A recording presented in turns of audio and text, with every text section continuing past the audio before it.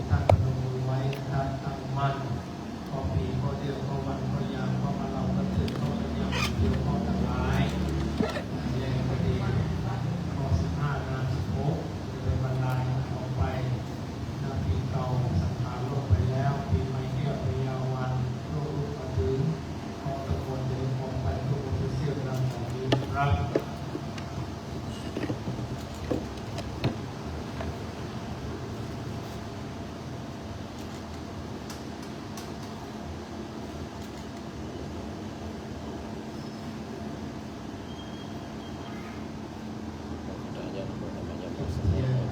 ต่อไป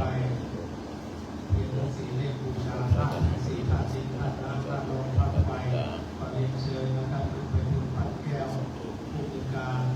สำนักการศึกษาเทศบาลนครเชียงใหม่จุดนี้เป็นเรื่องตั้งใจนำวันนี้ทุกท่านพนมมือขึ้นถ้าเราแข็งแรงเราจะไม่เจ็บไม่ไข้ต่อไปเลขที่2นะครับเรียนเชิญดาราลักษณ์รัตนามานะครับผู้จัดการสำนักงานสาธารณสุขและสิ่งแวดล้อมเทศบาลนครเชียงใหม่เชิญครับ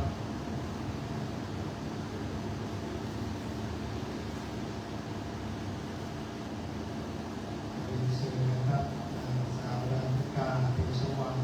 ผู้ในวยการส่วนส่วนการศึกษาศาสนาและวัฒนธรรมเชิญครับ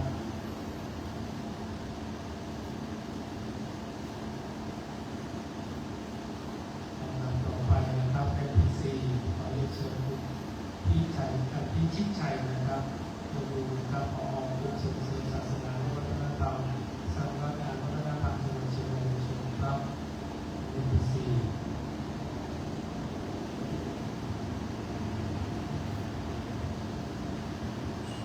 ลำดับต่อไปนะครับจุดเทียนบานน้ำพระพุทธมนต์เรียนเชิญท่านอาจารย์พลมาบุญคงครับนะครับทุกท่านเอาไฟลงตั้งใจยกเอาคุณพระพุทธคุณพระธรรมคุณพระสงฆ์คุณสิ่งศักดิ์สิทธิ์ในดวงสากลโลกเทพยุทธาทุกพระองค์เสื้อบ้านเสื้อเมืองเสื้อวัดลูกค้าเทวดาอารักษาเทวดาอินพรหมยมยักษ์พุทธนาเทพยุทธารักษาเทวดา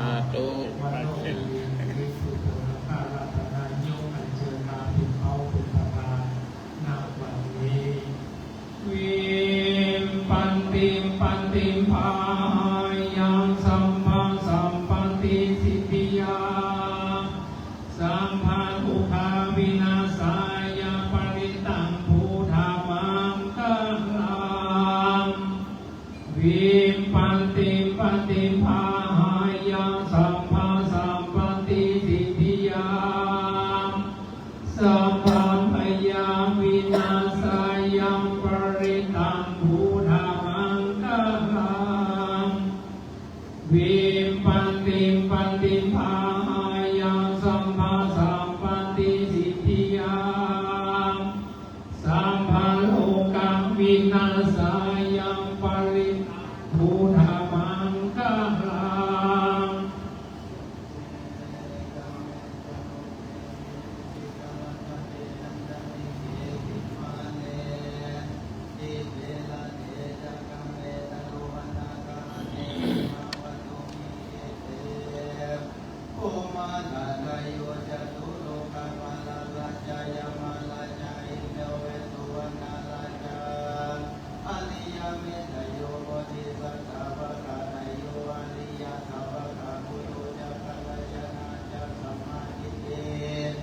เยวาพุทเทวสันนาธัมเมวสันนาสังเฆวสันนาพุทเทสักกะละวะธัมเมสักกะละวะสังเฆสักกะละวะอิโตทานะโตยวะปะระปะรายิมัสสมิโตจัตตวาเลโส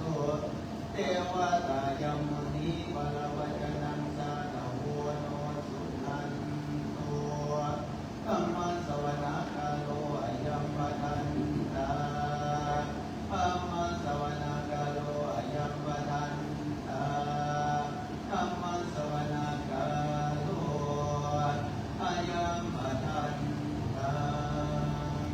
มังคังจักวาเรสุอันตราคังฉันตุเทวตาสัทธมังมุนิวันราปฏิรังสาตะโวโนสุนันตุ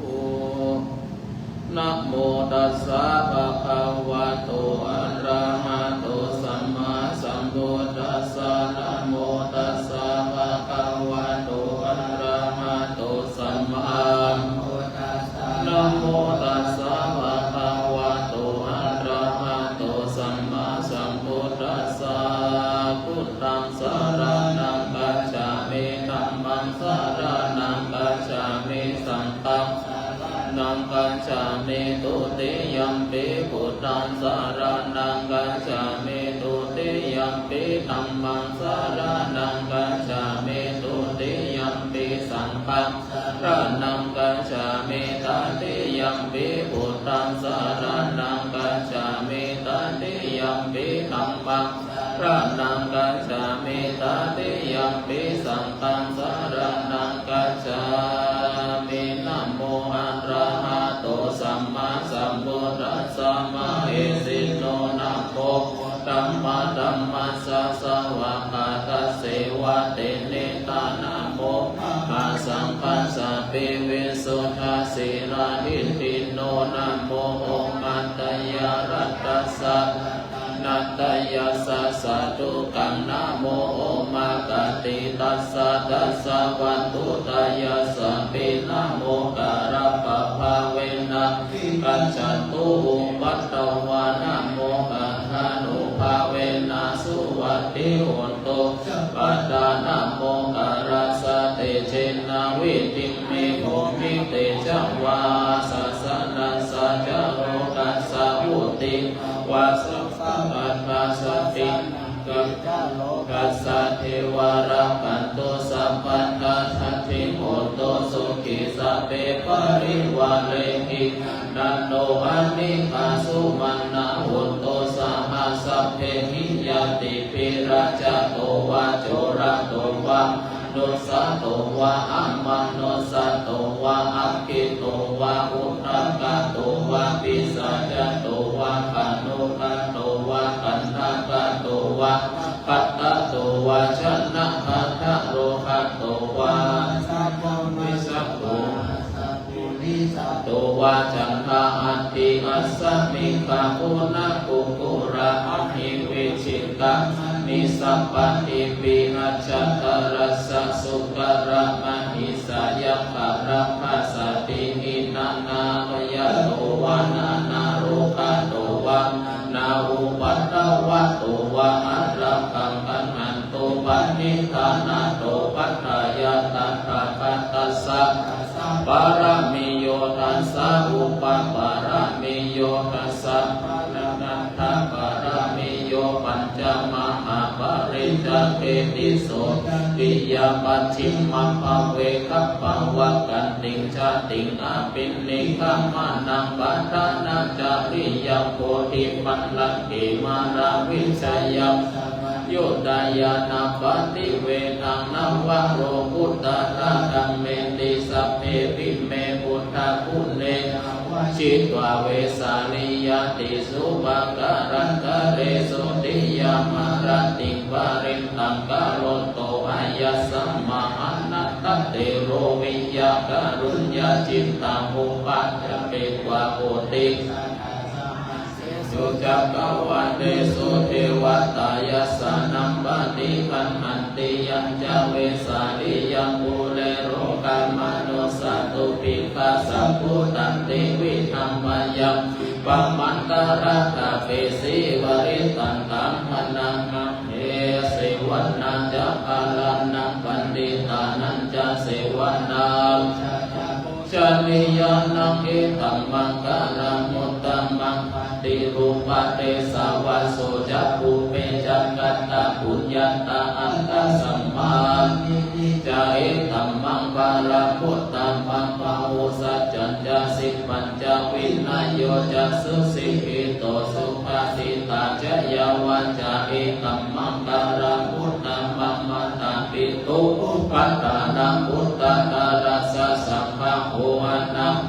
จะกัมมันตะเอตัมมังการาพุตตัมมังกานัน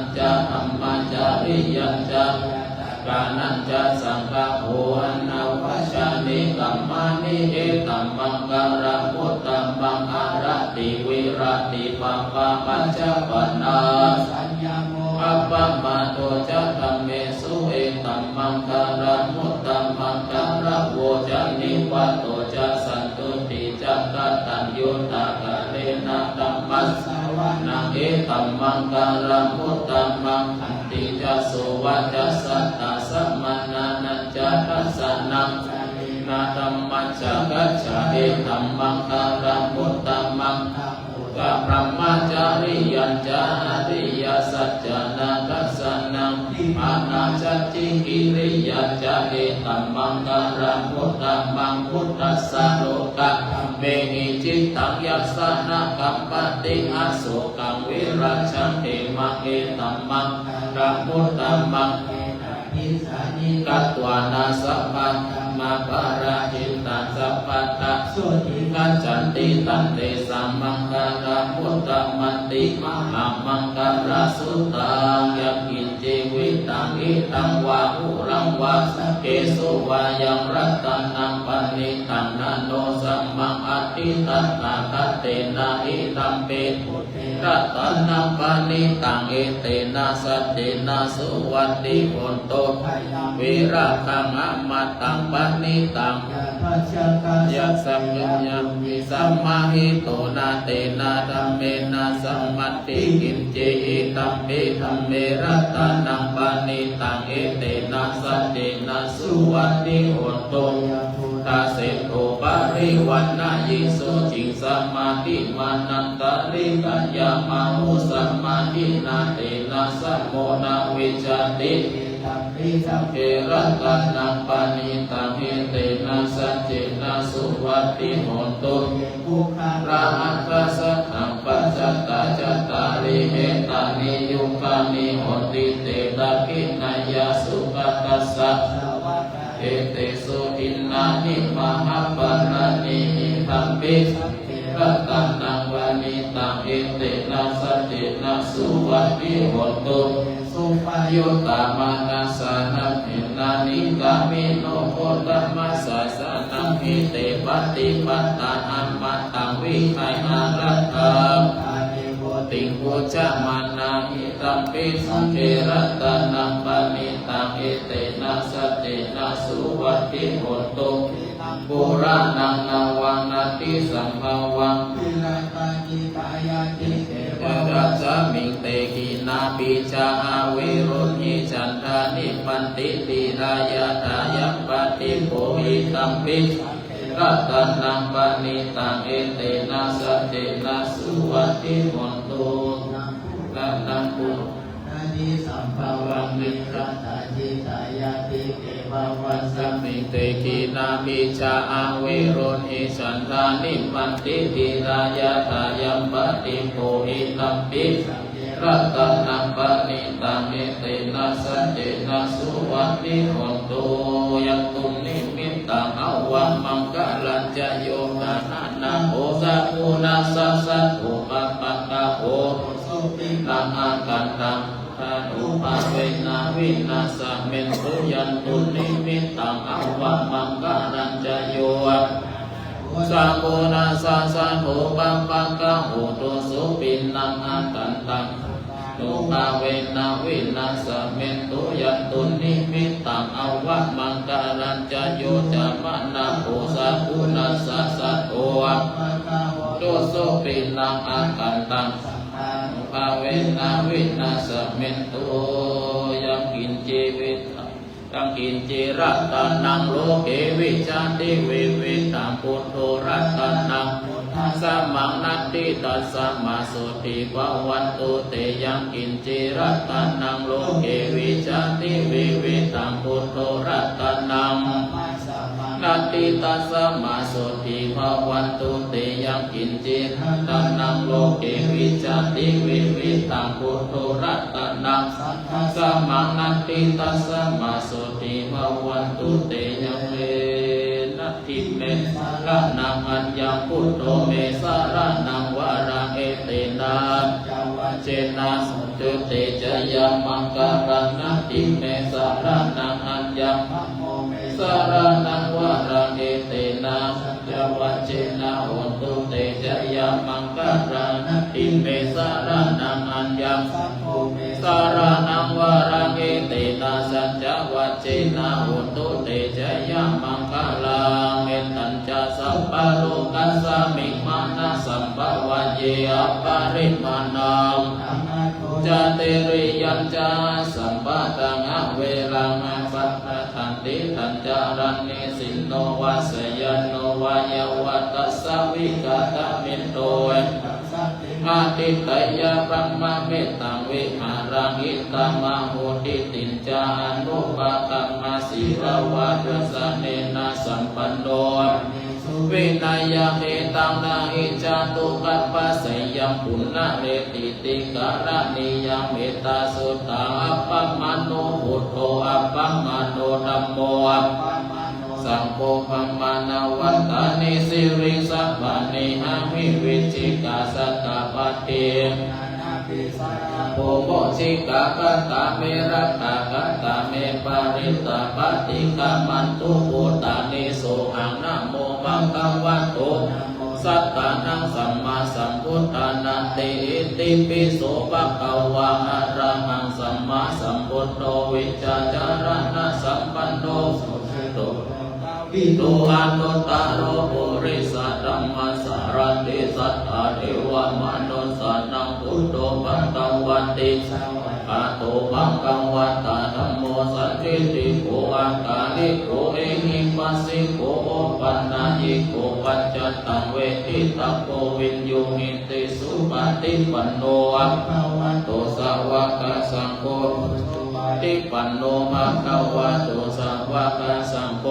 ยะปฏิปันโนภะคะวะโตสาวกสังโฆสามิจิปฏิปันโนภะคะวะโตสาวกสังโฆทิตังจัตตาริปุริสายุกานิอัตตาปุริสามุกาลาเอสะภะคะวะโตสาวกสังโฆปาโมนายโยนักขินายโยอัญจาริการณิโยอนุตตรังปุญญาเหตังกัสสติปาปุงสาหัสสัมปะปินิมิตตัสสะวุนันตังกริเมการังอุทิตังโกรัสสะเสนัมมารังนาติตัมมาเวทินาจิตตวามุนินโตตันเตสัสสะหาวะตุเตชะยมังการะนิมาลาติเลกัมมะปิโยชิตัสสะปรติโกรัมปนาคัมมันตัตตยะขังกันติสุตันตเวทินาจิตตวามุนินโตตันเตสัสสะภาวะตุเตชะยมังการะนินาราคิริกาชาวาราคติมันตังโอตังตาวะมิจักกัมมัสสนิวัสสุตังโอนันตังตัมโพเสกังเวทินาจิตตวามุนินโตตันเตสัสสะจยมังการานิอุกิตังกัปะมติหัตตสุตารุนันตังละวันติโยชันนัมปันตังปุริมาละวันตังอิติปิสังฆตัมมโนนินโดดันเตสัสสะภะวะตุเตชะยมังการานิกัตวานากัตตามุตตารังอิวะกัปปินิยาจินจายาตุตะวัจจานังชนะกายมัจเจสันเตนะโสภวิทินาดันเตสัสสะภะวะตุเตชะยมังการานิวิหายามติสัจจกวาทะเกตุงวาทาวิโรปิตามานังอันติอันตาโหตังปัญญาปฏิจาริโตจิตตวาโมนินโตตันเตสัสสะภะวะตุเตชะยมังการานินันโตวานันทาพุจจะภะเววุตังมะหิติโกเตนะเทระพุจจะเตนะมาปะยะโตอิโตปะเทสะเวทินาชินตวาโมนินโตตันเตสัสสะจยมังการานิตุกังอัตติติพุจจะเตนะสุตันตังอัตตังพระมังวิสุทธิชุติมิตติปังกาปิตานังญาณังคันเตนะเวทินาชิตตวาเตสัสสะภะวะตุเตชะยมังการานิ ปิพุทธเจยมังคัลลาอัตตะกัตตโยวัจจันโนดินนาดินเนสารเตมาตันเตหิตวานาเตกะวิวิตานิจุปัตตวานิโมขังอาติกามายนาโรสปัญโยมหาการุณิโกนาโตหิตายาสัมปะปานินังโภเรตวะปารมีสัมปะปัตโตสัมโพธิโกตตัมมังเอเตนะ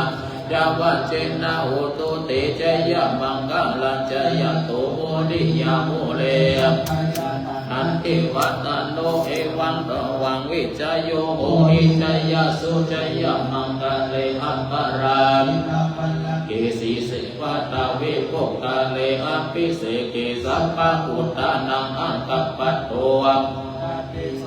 อัตตังสุมังกัลังสุปะปะตังสุโมติตังสุกันโนสุโมโหโตจะสุยิตังพระมจาริสุนังกายกัมมังวาจากัมมังปัตตินังปัตตินังมโนกัมมังปณิติเตปัตตินังปัตตินังละปัตตเตปัตติเน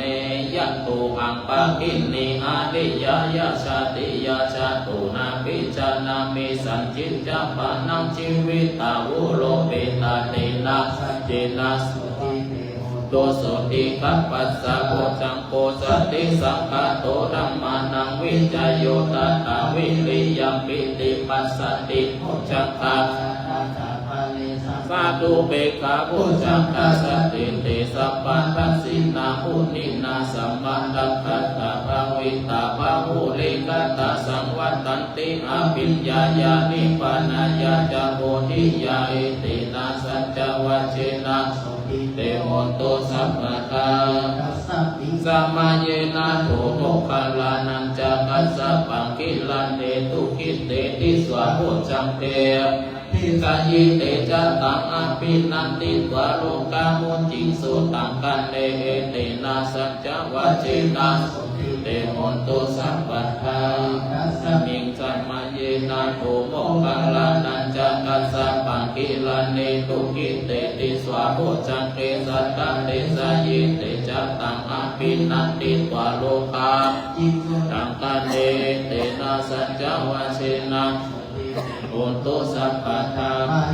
เตจาอาปาตาตินันนัมปิมะเหสินัมมะคะมะตะกิเลสาวะปัตตาอุปัตติธัมมะตังเอเตนะสัจเจนะสุวัตติโหตุสัพพะทาหิริโอตตัปปะสัมปันนาสุขาตัมมะสัมมาหิตาสันโตสัพพุริสะโลเกเทวันกะเลสันติปักขะปัตตนาสันติปัฏฐาวัจจนามัตตาปิตาจันติกัตตาจัตตะปฏิกัมมาชัญญาสันนากัตตาพุทธาเชตวามารังสวะอานันจันตุสัจจังมัตตารัสสังเยปิวิสุนารัสสะปะตังหังการะตโยพุทธาตวิสติ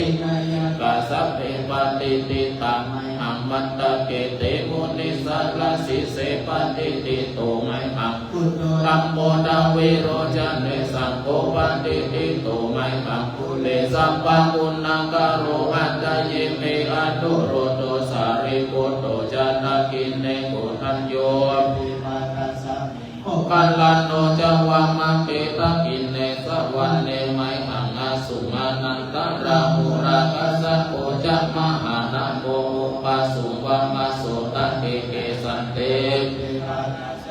จุติโยวะปัมปังกะโลนิสินโตสิริสัมปันโนสุปิโตมุนันตุกะโวภุมาละกัสสะโกเทโร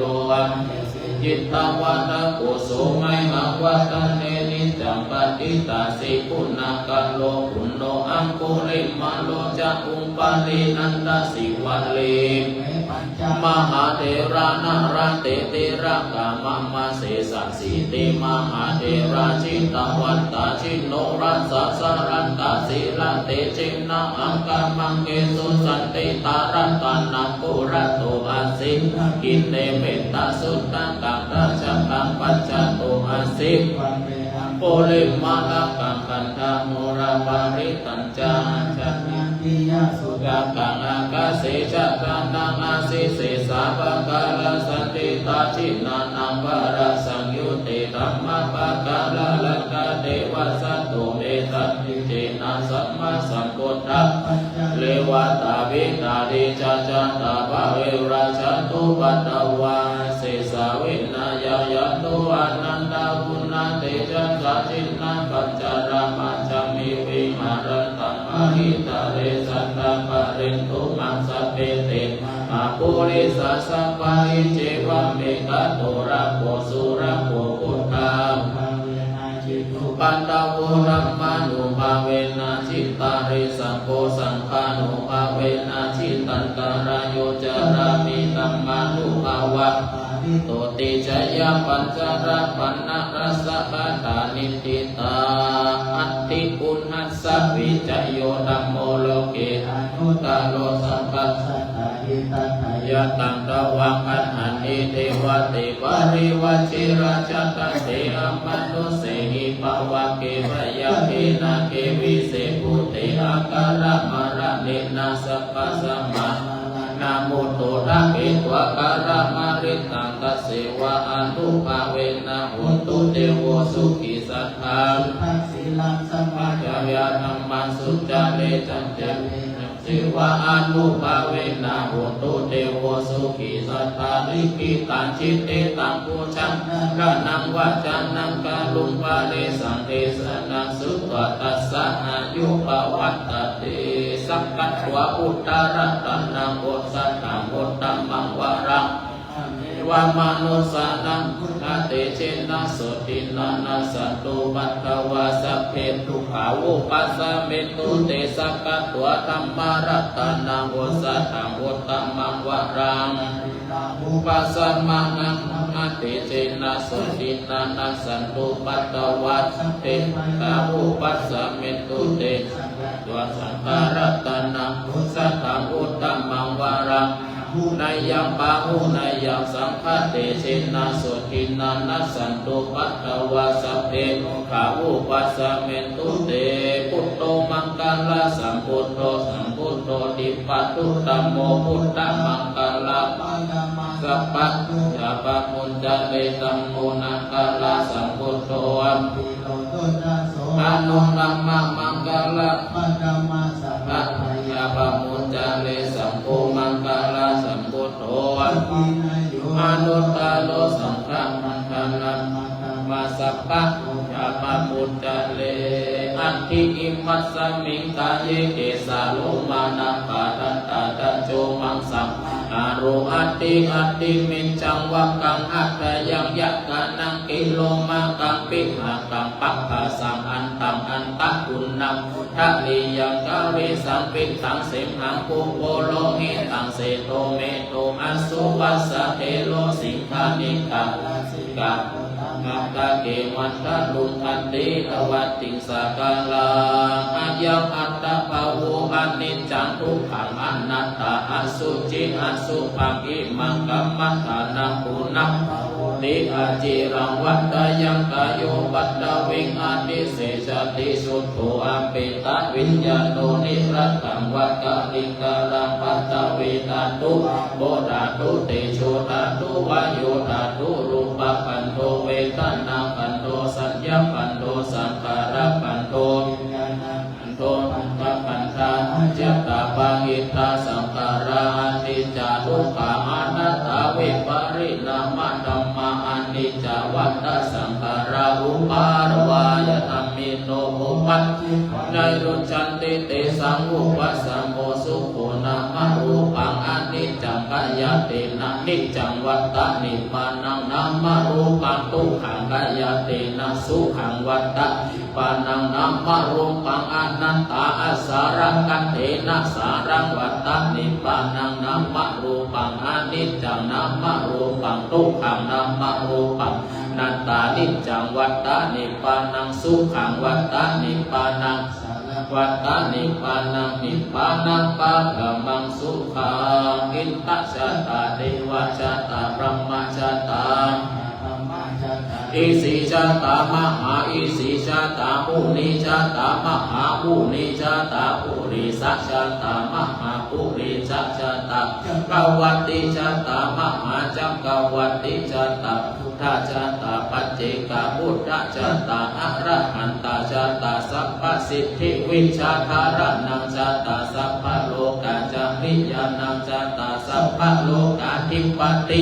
นังชาตาเอเตนะสัจจวเชนะตุยหังสุวัตติโอนตุตุยหังสวหายะนะโมพุทธัสสะนะโมธัมมัสสะนะโมสังฆัสสะ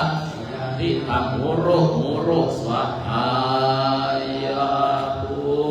มานังเดวานังสัตตังโสตวะจัตโตมหาราชิกาเทวะ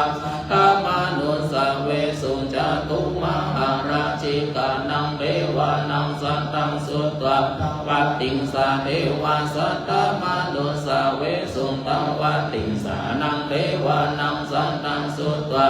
มาเทวาสัตตมานุสเวสุยามานังเทวานังสัตตังโสตวะสิตาเทวาสัตตมานุสเวสุตุสิตานังเทวานังสัตตังโสตวะนิมมานารติเทวาโดสาเวสุนิมมานารตินังเทวานังสัตตังโสตวะปารานิมมิตาวัสสวัตติเทวาโดสาเวสุปารานิมมิตาวัตตินังเทวานังสัตตังโสตวะมะกะยิกะเทวาสัตตมานุสเวสุภะคะวะตามัลลานาสิยะอิสิปัตตะเนมิกะตะเยอนุตตรังธัมมาจักขังภวัตติตังอัปปติวัตติยัสสะมะเนนะวะมะเนนะวะเทเวนะวะมะเรนะวะพระโมนะวะเกนะจิวะโลกัสมินเตกิติหะเตนะคันเนนะเตนะภูโมเตนะภวะ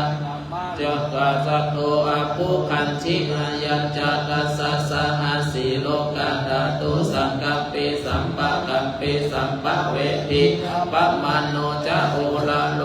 ปะโสโลเกปะโตลาโหสิอาติกัมเมวะเอวะนังเอวะตุอาวังอัตตะโกวังโกวังอุตานังอุตาเนสิอัญญาสิวัตตะโกยาสิวัตตะโกโกทัญโยติอิติอิตังอัญญสัมมาโตโกทัญญสัมอัญญโกนัญโยมังอาโหสิภววัตตนาสุตังนิติตาทุกขปัตตายนิทุกขาวายปัตตายนิปยาสุขปัตตายนิสุขวุตโตสัพเพปิปานิโนเอตวัตตาสัมปัตตปุญญาสัมปัตตสัพเพเทวานุโมทันโตสัมปัตติสิทธิยาตันตันโตสัตตยาสีรังรักขันโต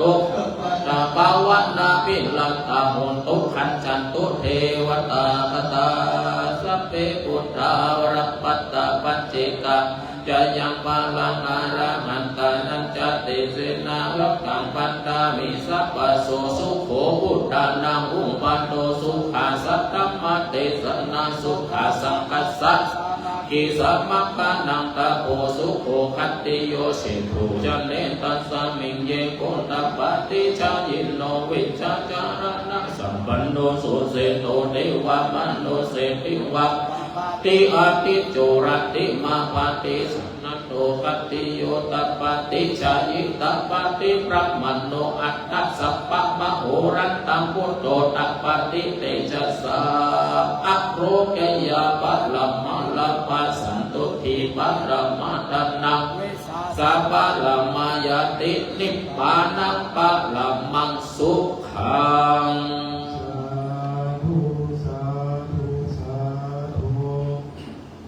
วันนี้คณะสงฆ์ได้เจริญพระพุทธมนต์สืบโบราณสถานของเราเรียนควรมาควรเรียบร้อย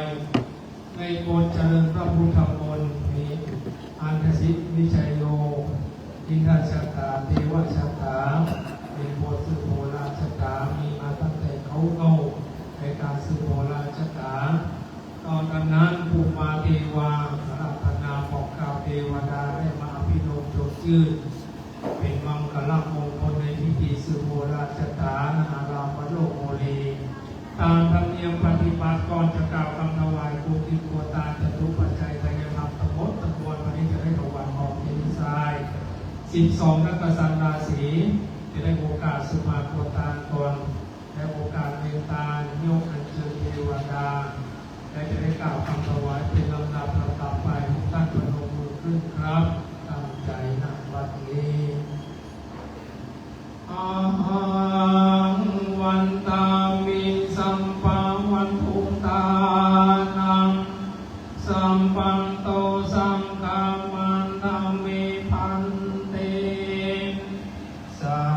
ธุสาธุองค์การสังฆาเดสัมไปเชื่อมวันตาทั้งหลายหลายพร้อมทุกภาคนาอัญชนะในวันนี้ก็มาเป็นวันดีพิธีอันวิเศษเกินนั้นนาหมายเป็นวันที่15 เมษายนปีพุทธศักราชเจ้านับไต2568จุดจอดรอมาถึงณโอกาสดาลวันดีไม่มีท่านผู้ว่าราชการจังหวัดเชียงใหม่เป็นก้าวเป็นประธานพร้อมด้วยผู้พาตั้งหลายผู้ทุกคนบัดนี้ได้น้อมนำมายาควรกินควรทานตั้งหลายผู้ผู้ดียกย่อพระนาภานาตั้งไว้ยามเมื่อแต่งหามดาตาเกิดลำสร้างของตาได้มาได้กายได้ข่าวกำลังมือโมโหนับปาโลออกมาเป็นกรรมกายาวจีกรรมผู้ค้าทั้งหลายก็บัวเป็นบาปเป็นกรรมบัดนี้ได้น้อมนำมายาโมพาลาจารดวงดอกน้องของดอกไม้หอมด้วยน้ำสุกันโลตากาน้ำเขาดินทรงคอยน้ำองน้ำหอมน้ำลายผู้ผู้ดียกยอมาปานาตั้งไว้เพื่อขอสุมาสัมปังบริวารหลายเยืออันว่าเป็นเครื่องของการขอเครื่องพิเศษนาการเจ้าโพธิให้กายเป็นนาโมสิกรรมยังเป็นดิวาราธรรมกรรมเก่งกาอันจามบนบางบนตาไปสู่จันทร์ฟ้าและพระนิพพานแก่ผู้ค้าทั้งหลายทุกผู้ทุกคนทุกใหญ่น้อยใจยิ่งนั้นทุกจะมีเพียงแต่ดีลีกายตัวเลวัจีตัวเลมโนตัวเลสันติจาอาสันติจาอันติตันโตสังอนาคตาโตสังสัมปันโตสังกาวานุขังเทวดาอากัสสะเทวดาเจ้าทั้งหลายมาปัตตานุโมทมานาในที่กากาลวันนี้ก็เป็นวันดีพิธีนันวิเศษเลิศนันนาหมายเป็นวันพยาวันที่15 เมษายนปีพุทธศักราช2568จุดจอดรอมาถึงบัดนี้ผู้ค้า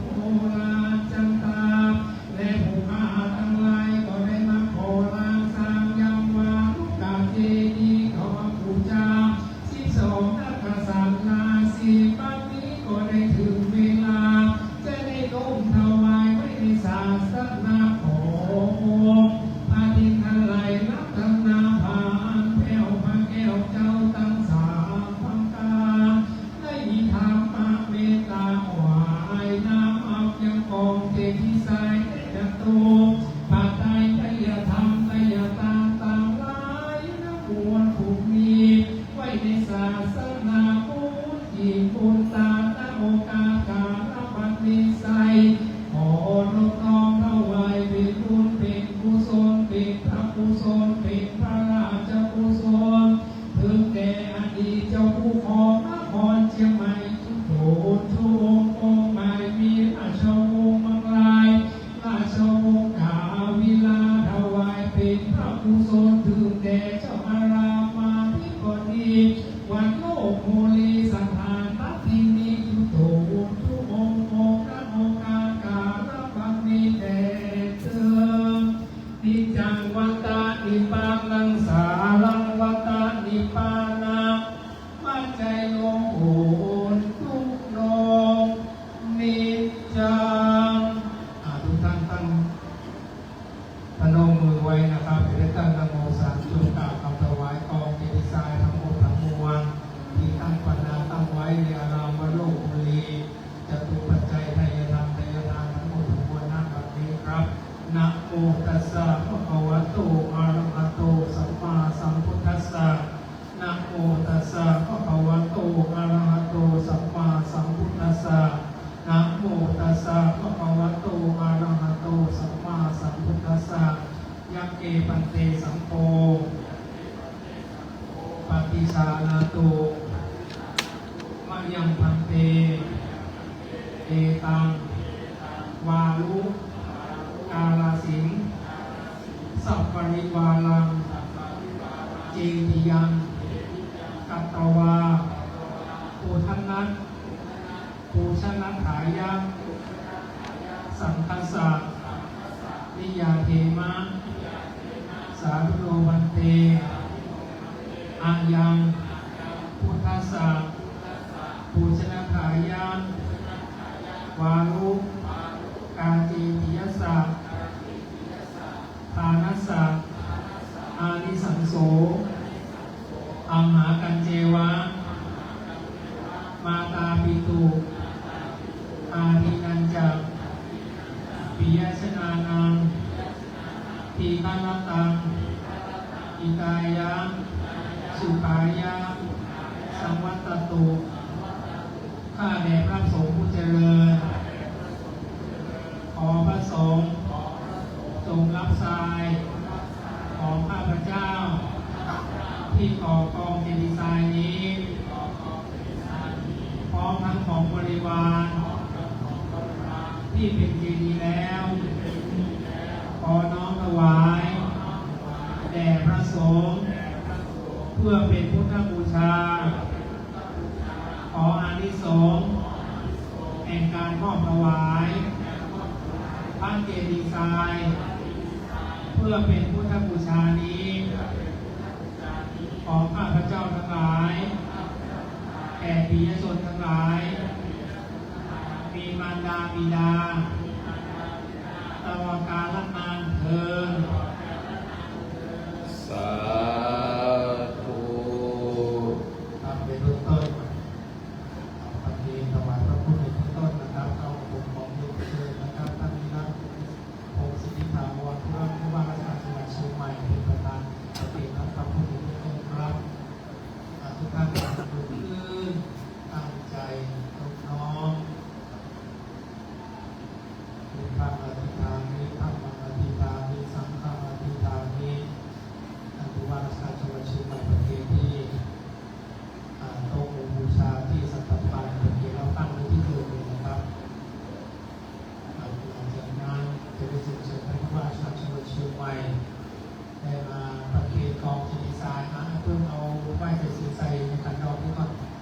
ขันดอกนี้ครับผมเอาได้สีที่นั่งพระครูขันดอกครับมาไปทั้งหมดนะเชิญท่านผู้ว่าอีกครั้งหนึ่งครับผมประเทศกองเจดีย์ทราย12 กอง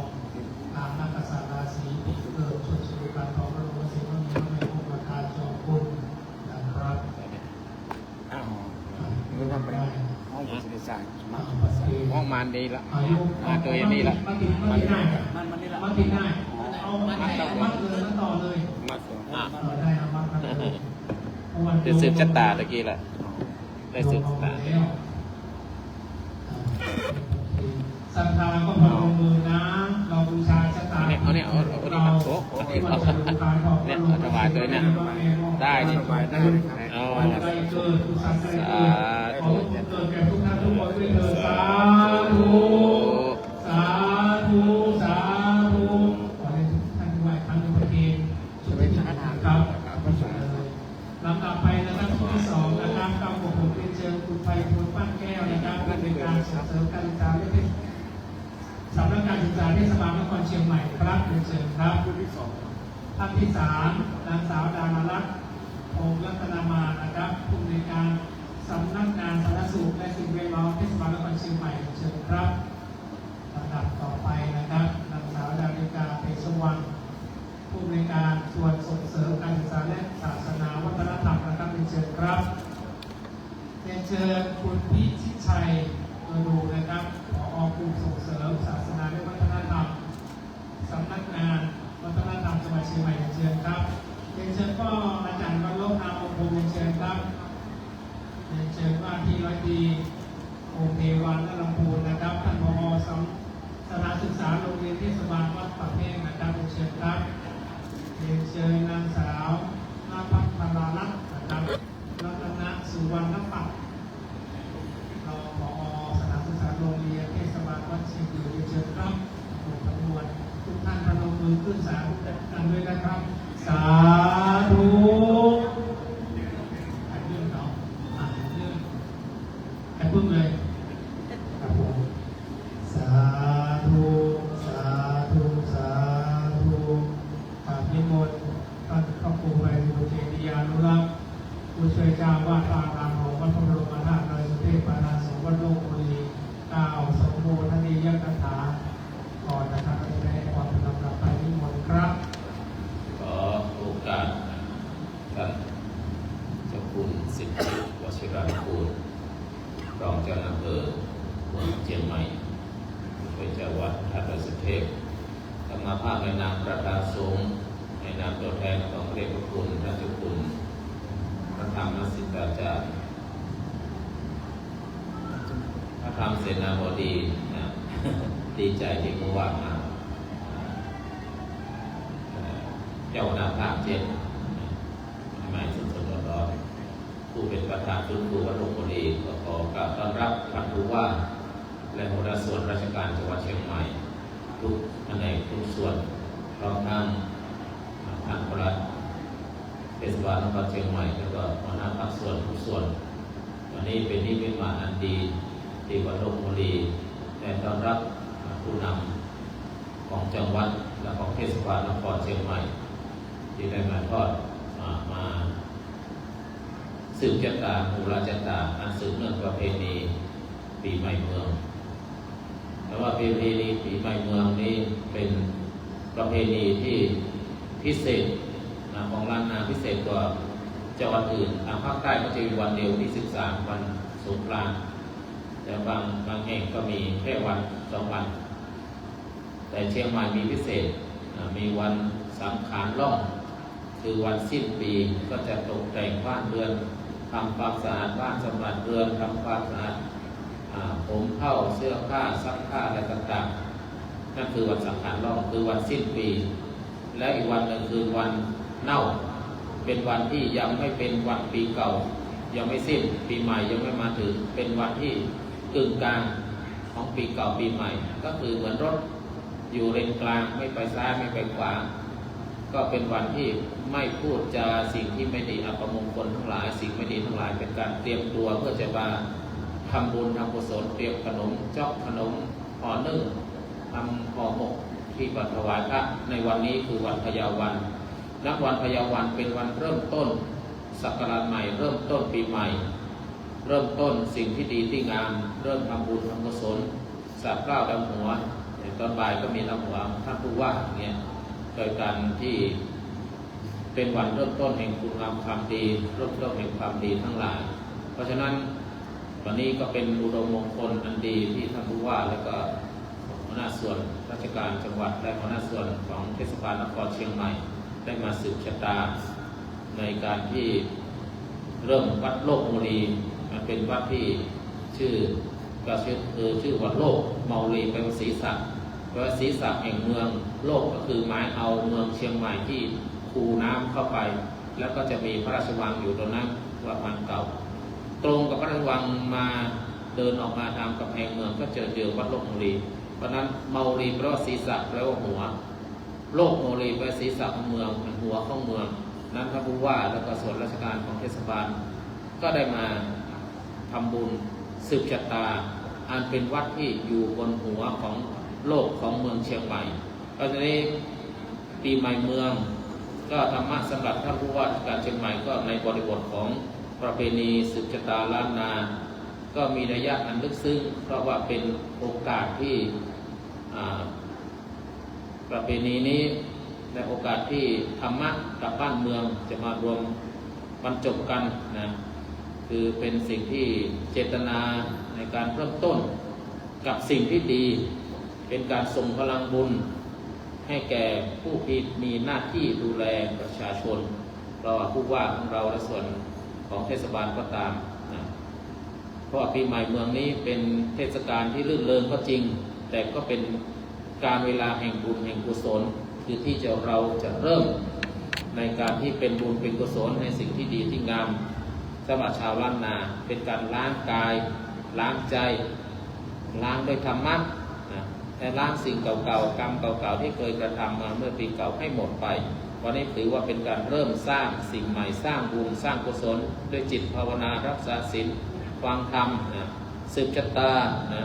ตลอดถึงสืบชะตาเพื่อตนเองสืบชะตาครอบครัวสืบชะตาชุมชนแม้แต่บ้านเมืองสืบชะตาวันนี้เรามีตัวแทนของบ้านเมืองเชียงใหม่มามีผู้ว่าเป็นต้นเป็นประธานแต่ถ้ารู้ว่าก็เปรียบเหมือนข้อเมืองของเชียงใหม่เพราะเชียงใหม่ของเราเมืองล้านนาเมื่อก่อนก็คือเป็นเมืองประเทศล้านนาประเทศหนึ่งประเทศที่ยิ่งใหญ่นั้นวันนี้เราได้สืบชะตาข้อเมืองของเชียงใหม่ก็เปรียบได้ว่าเป็นกัปตันเป็นเรือธรรมะของเมืองเชียงใหม่เป็นผู้ที่ขับเคลื่อนเมืองเชียงใหม่นั้นการสืบชะตาท่านผู้ว่าและส่วนราชการของเทศบาลอีกส่วนราชการของจังหวัดอีกก็เป็นส่งพลังใจพลังบุญพลังกุศลให้ท่านได้มีธรรมะคุ้มครองโดยพระสงฆ์ทั้งนั้นได้เจริญพุทธมนต์หลายบทหลายสวดหลายตอน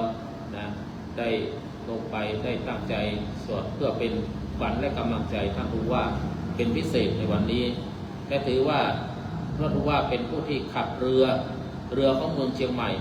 ให้เคลื่อนไปให้ผ่านวิกฤตต่างๆเห็นว่าวิกฤตไฟไหม้ก็ตามวิกฤตที่เหตุการณ์แผ่นดินไหวเหตุการณ์ต่างๆพระท่านผู้ว่าก็ได้ใช้ธรรมะในทางพุทธศาสนา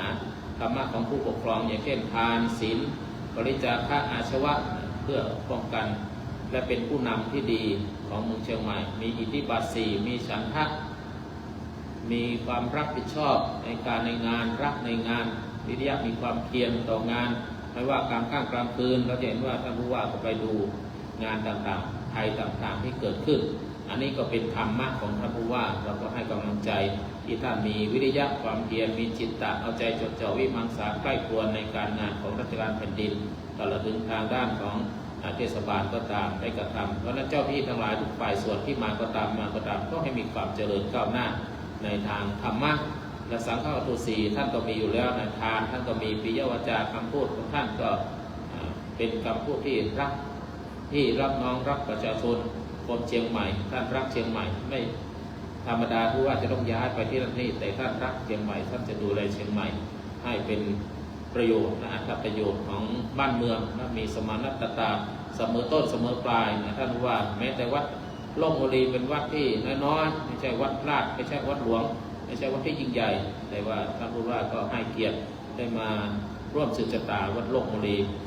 เป็นผู้ที่ครองใจประชาชนทั้งหลายเพราะฉะนั้นผู้ว่าก็คือเป็นผู้ที่มีธรรมะ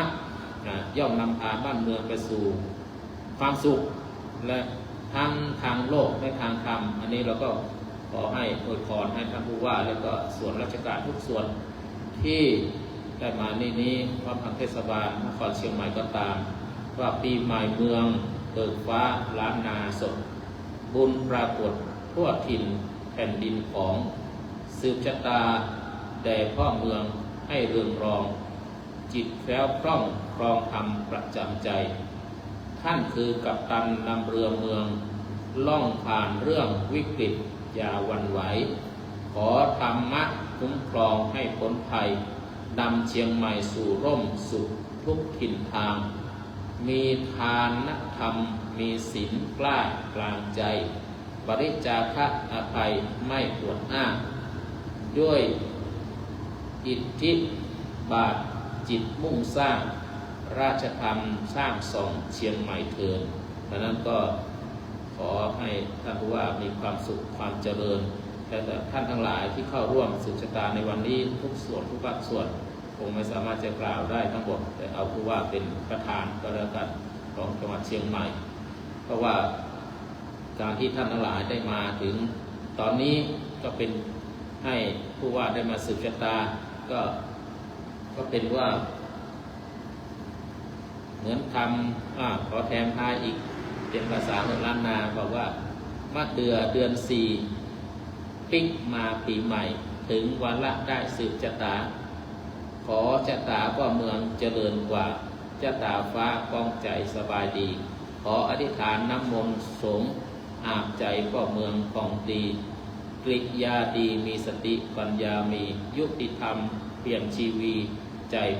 เปี่ยมบุญตามสืบสารล้านนามาแต่นั้นสืบชะตาผู้นำบ้านเมืองก้องไปหนุนปิยวาจาอัตถจริยาหนุนเมืองเปี่ยมคุณพวงประชาเจริญใจทายาวันเป็นวันเปลี่ยนปีขอท่านมีอำนาจธรรมส่องใสครองเมืองครองใจด้วยห่วงใยมีธรรมะเป็นได้ใจรักษาเมืองขอให้ท่านป่อเมืองมีศีลนิสัยมีใจเพื่อนไปด้วยธรรมะอยู่ใสเพื่อสุขอยู่ไหนเพื่อสงบดำรงตนในธรรมนำพาเมืองเจริญด้วยเถิดพรที่ประสงค์จะให้พรนะครับขอเรียนเชิญคณะผู้บริหารนะครับเทศบาลนครเชียงใหม่นะครับของท่านประเจกแก้วได้มอบปัจจัยสนับสนุนในการจัดงานปีใหม่เมืองนะครับขอเรียนเชิญครับท่านเชิญครับเชิญผู้บริหารท่านเทศบาลนครเชียงใหม่ท่านประเจกครับท่านไหนประหลัดอ่ะมาสาธุสาธุ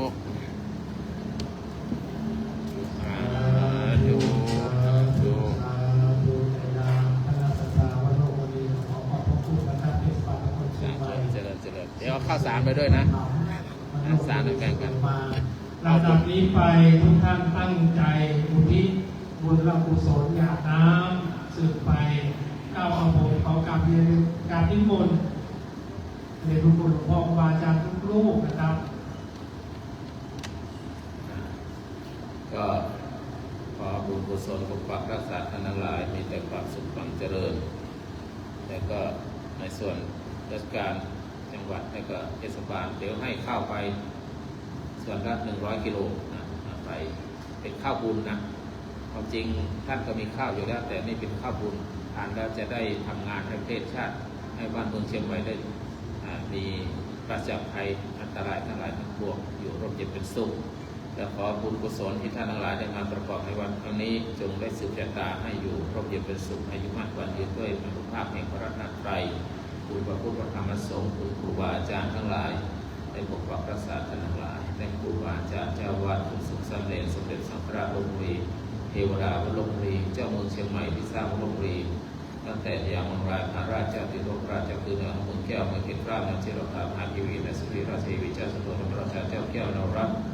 ทุกพระองค์ที่ไม่ได้เอ่ยนามมาขอได้โมทนาในบุญกุศลให้ศีลให้พรปกปักรักษาพ่อเมืองเชียงใหม่ในส่วนราชการทุกส่วนทุกภาคส่วนของจังหวัดเชียงใหม่ในทุกภาคส่วนของแต่ปลัดเทศบาลนครเชียงใหม่เป็นต้นให้มีแต่ความสุขความเจริญทุกทั่วหน้ากันยะถาวาริวะหาภูราบริปุเรนติสาคลังเอวะเมวะอิโตทินังเปตานังอุปกัปปติอิชิตังปฏิตังตุมหังคิปเมวะสมิสตุสัพเพปุเรนตุสังกปาจันโทปนรโสยะถามณิโชติรโสยะหังจันโตสัพพะโรโควินาศตุมาเตภวัตวันตรายโยสุขิธิกายุโกภวะสัพเพ ยติโยวิวาจันตุสัพพะโรโควินาสตุมาเตภวัตวันตรายโยสุขียุโกภวะเพียติโยวิวาจันตุสัพพะโรโควินาสตุมาเตภวัตวันตรายโยเอคายุโกภวะวาทนาเสริสเนจังโวธาปัจจายโนจัตตารโอมาวันทันติอายุวันโนสุขังภาลังอายุวัตตะโกธนวัตตะโกสิริวัตตะโกวัตตะโกพลวัตตะโกวันนวัตตะโกสุขวัตตะโกตุสัมปทาทุกขโรคาพยาเวราโส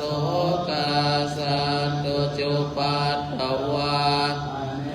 กาหันตรายาปิวินาสันตุจเตสะสะชยสิทธิธานังพังโสธิภาคยังสุขังภรังสิริอายุจวันโนจะโภคังเตสวะสวาสตวาสาจะอายุวจะชีวสิทธิภวันตุเตภมังคารังรากันตุสัมปเทวตาสัพพะทานุภาเวนัสสทธาโสทิภวันตุเตภวตุสัพพมังคารังคันตุสัมปเทวตาสัพพะธรรมานุภาเวนัสสทธาโสทิภวันตุเตภวตุสัพคารังราคันตุสัมปเทวตาสัพพสังฆานุภาเวนัสสทธาโสทิภวันตุเต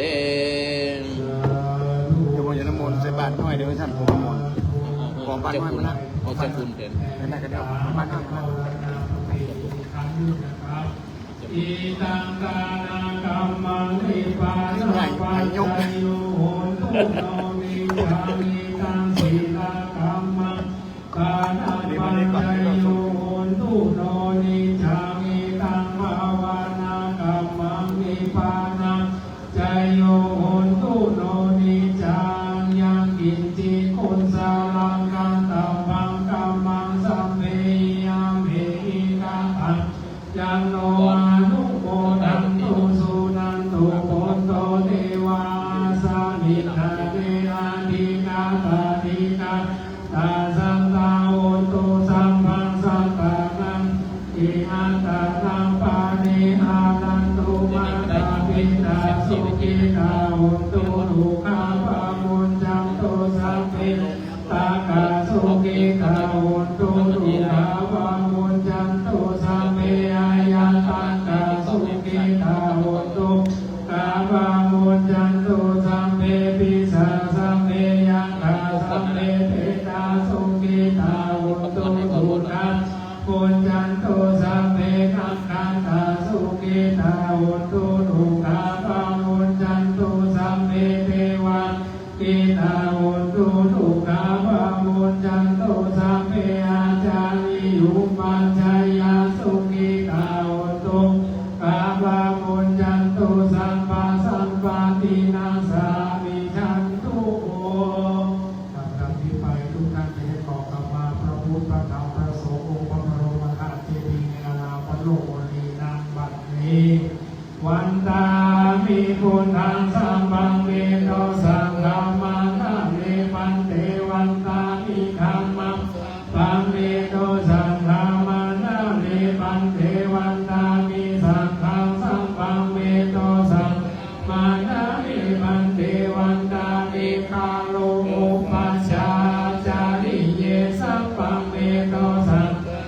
นะเมปันเทวันตามิขาวมาตานังสัพพังเมโตสังฆามังเมปันเทวันตามิอาราเมปัตตาสิมายังสัพพังเมโตสังฆามังเมปันเทวันตามิเจติยังสัพพังสัพพังตาเอสุปันติปิตาสะเดราคาตุ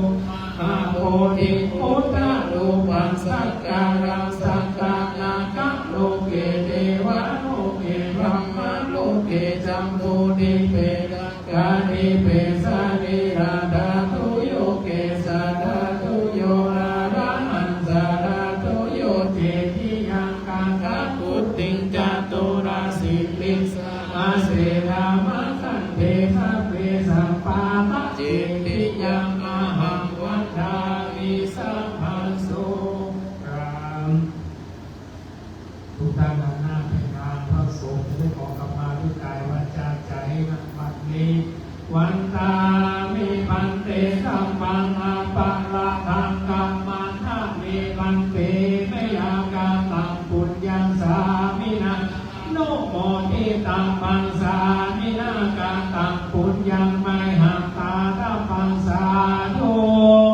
สาธุอนุโมทามิ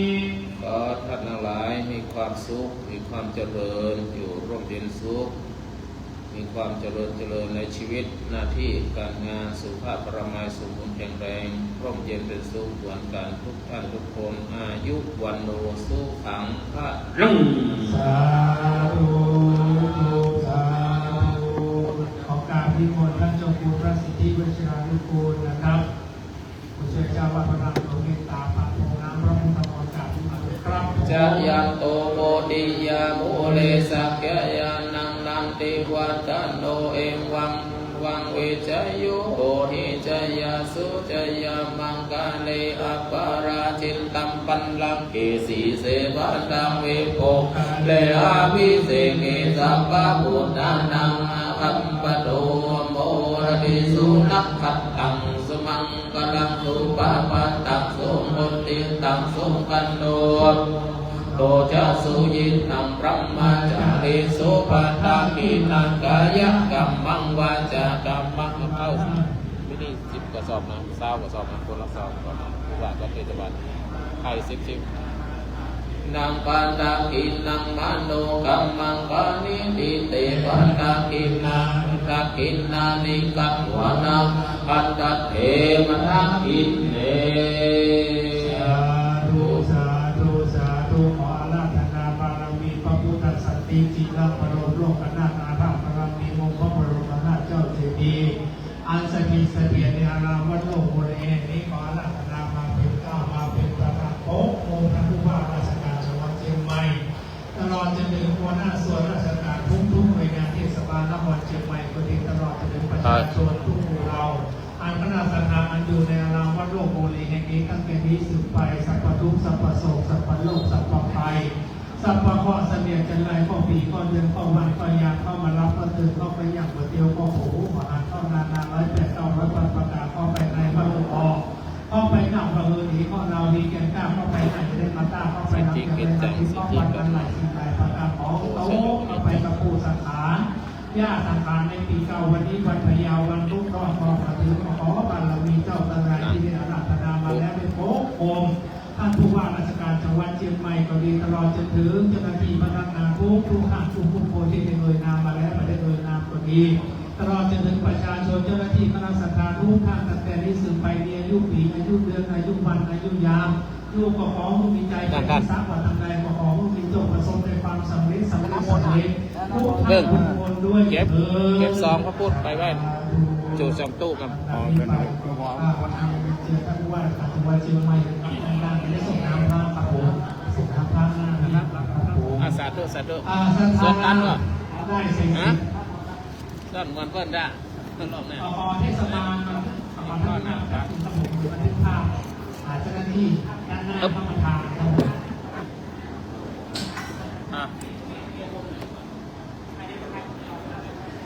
ท่านที่ภาพท่านผู้ว่าราชการจังหวัดเชียงใหม่นะครับ ผมไม่ได้แบบเบิ้งใจผมพวกนี้ใส่เป็นขวดไปเลย โคตรหน้าพร้อมไหน ค เก็บน้ำเหมือนกัน ขอบคุณนะ น้ำมนต์ มันโลกนามวงพงศ์มักกะไทย เดี๋ยวเราไปไหนครับ ฮะ เพียง ไหนฮะน้ำ มา น้ำ ของน้ำมาของน้ำท่านครับอันนี้จม ตู้นี่ ตอนนี้เนาะ โอเคใส่ได้เอาเนี่ยเอาน้อยนี่ไปฮะเอาเงินใส่นี่เงินมาเถอะผลไม้เอาไปเลยลาไปเลยยกมือไหว้ นาเสนา นี่ โจกขาเดี๋ยวผมจัดการให้ นั่นยกไปยกเลยโต๊ะประกาศนี่มีเนาะโต๊ะ ขอเรียนเชิญ เดี๋ยวโนมข้าวอีก10 ถุงนะนี่20 ถุงนะเอาอีก10 ถุงเทศบาลอีก20 ถุงนะเดี๋ยวให้ลุงน้องไปเอาข้าวปึ้งเดี๋ยวไปเอาข้าวเป็นซาวถุงนะครับ เช้าถึงแล้วไข่ร้อง ข้าวซิม ไข่จิ้มแพ็คเนาะ ไปเทศบาลเพราะฝรั่งก็มา 9 คนเองฝรั่งเศสค่ะ ละดี โอ้ย นั่นแหละ เอามองอยู่อ่ะ เพราะว่าส่งน้ำส่งน้ำหรือไปส่งได้เยอะๆก็ได้นนที่นนเยอะหลายองค์จุดนี้ก็ได้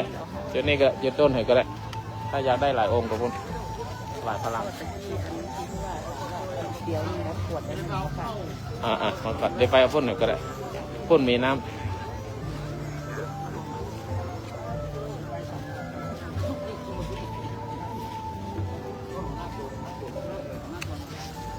ไปส่งน้ำพระแม่ด้วยเอาผู้ว่าส่งน้ำพระแม่จีราภาด้วยจะได้เป็นพระเมือง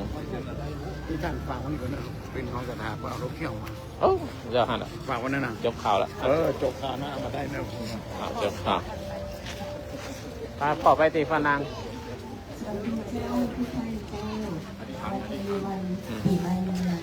นี่ไม่เมือง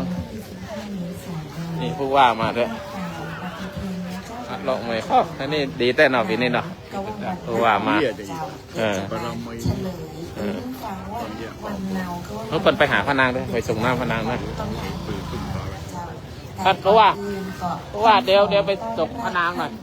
เป็นรถที่มือท่านกัน2-3 หยด ครับผมพนางเป็นเมืองเชียงใหม่มาว่าท่านเอาน้ำมาครับ ได้ เดี๋ยวนี้ขนาดเดี๋ยวเอาบนนี่อีกนี่ได้หลายองค์นี่ได้หลายองค์ จะได้มีพลังเยอะๆ อายุยืนเชื่อมั่นกันยืนนี่ละเป็นเกียรติอย่างยิ่งเลย ได้เลยพอรู้ข่าวอ้าวพี่ เนี่ยเพราะว่าสมัยก่อนเนี่ยคนเชียงใหม่เขามีชะตาปีเกิดใครเกิดปีอะไรเขามาปักแล้วเป็นไปไม่ได้ว่าคนทั้งหมู่บ้านจะมานั่งกลางวิหารเขาก็ตัวแทนไปปักแล้วก็ล้วงได้คือไปสืบชะตาปีหนึ่งสืบชะตาครั้งหนึ่งก็ ตาที่ก็เหมือนกันแล้ว เอาตัวเอง มีผลเดียวกันแล้ว เอาตัวเองไปสืบชะตานะสาธุ ได้เพราะมันปักทั้งหมู่บ้านไม่ไหว เดี๋ยวเอารถนี่ไหมได้หลายองค์หรือเอาไปพนางก่อนไปพนางก่อนสาธุ ให้พี่น้องครับ ให้พี่น้องรถสีละ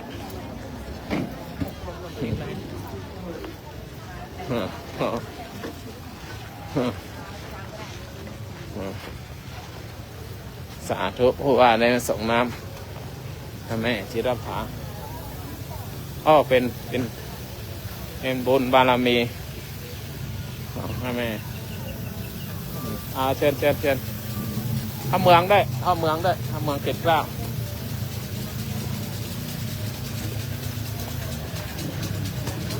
ถ่ายด้วยคลิปถ่ายด้วย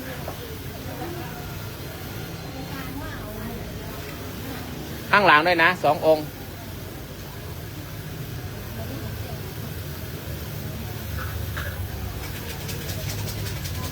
ก็เมืองเชียงใหม่ส่งน้ำมาดิดูลงข้างหลังด้วยนะ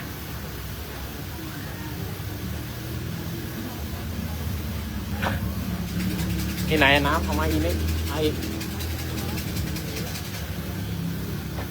พ่อเมืองด้วยนี่นะอีกคนหนึ่ง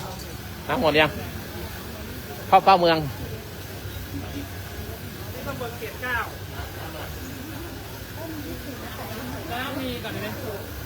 เอาให้น้ำมากำลังไปเอาพ่อเมืองให้เมือง สาธุ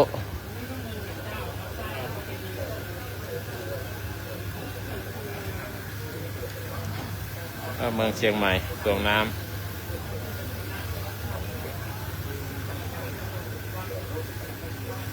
สาธุก็เอาละให้ท่านส่งเสร็จที่ไอ้นันเอาข้าวมันมีนักไปเฮ้ยที่ละซาวนะไปเอาที่คนเทศบาลซาวมันเป็นยังไปต้มก็ได้เอาไปให้ข้าวมันบอกเขาละบอกได้นี่เจ้าที่นี่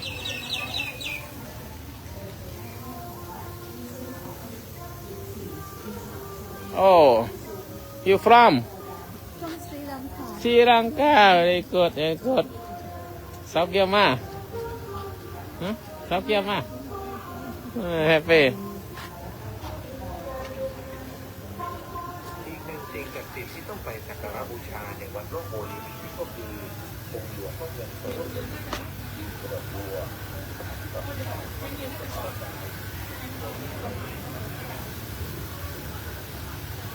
เมืองแก้วเดียวกันนั่นแหละเมืองแก้วก็สร้างวิหารที่นี่สร้างเจดีย์ที่นี่ไอ้เจ้าหน้าที่เราไหนที่จะเอาข้าวสารแล้วไปหากุฏินะเดี๋ยวเอาข้าวสารนะ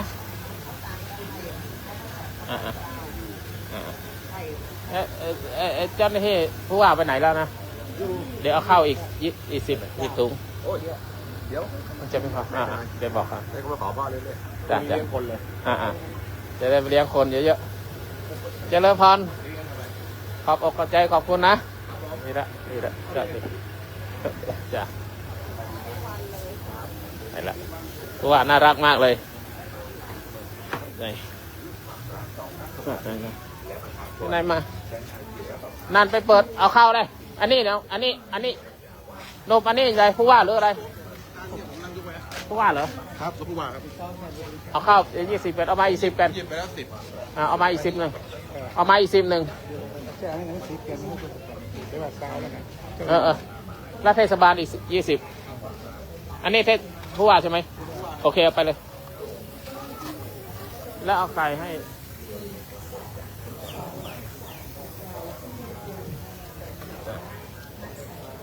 โอเคเดี๋ยวนี้ก่อนนะการงานและการเงินซึ่งหลายคนต่างกล่าวเป็นเสียงเดียวกันว่าศักดิ์สิทธิ์จริงขอแล้วได้จริงต้องกลับมาอีกครั้งเพื่อแก้บนส่วนรายละเอียดวิธีการสักการะการขอพรหรือการบนบานต่างกล่าวกับพระแม่จิรประภามหาเทวีทางวัดก็ได้เขียนอธิบายไว้อย่างละเอียดบริเวณด้านหน้าบนโบสถ์แล้วนะครับ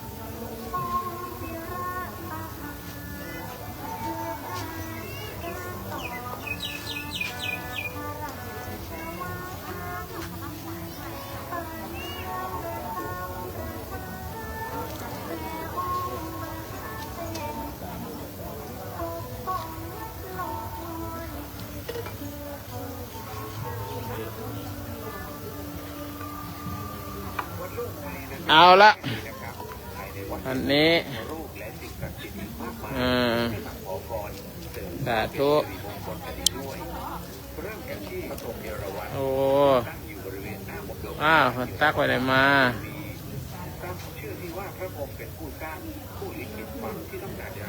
มันวดอยู่นานนะจะต่อหรือจะไปต่อหรือจะลงแล้ว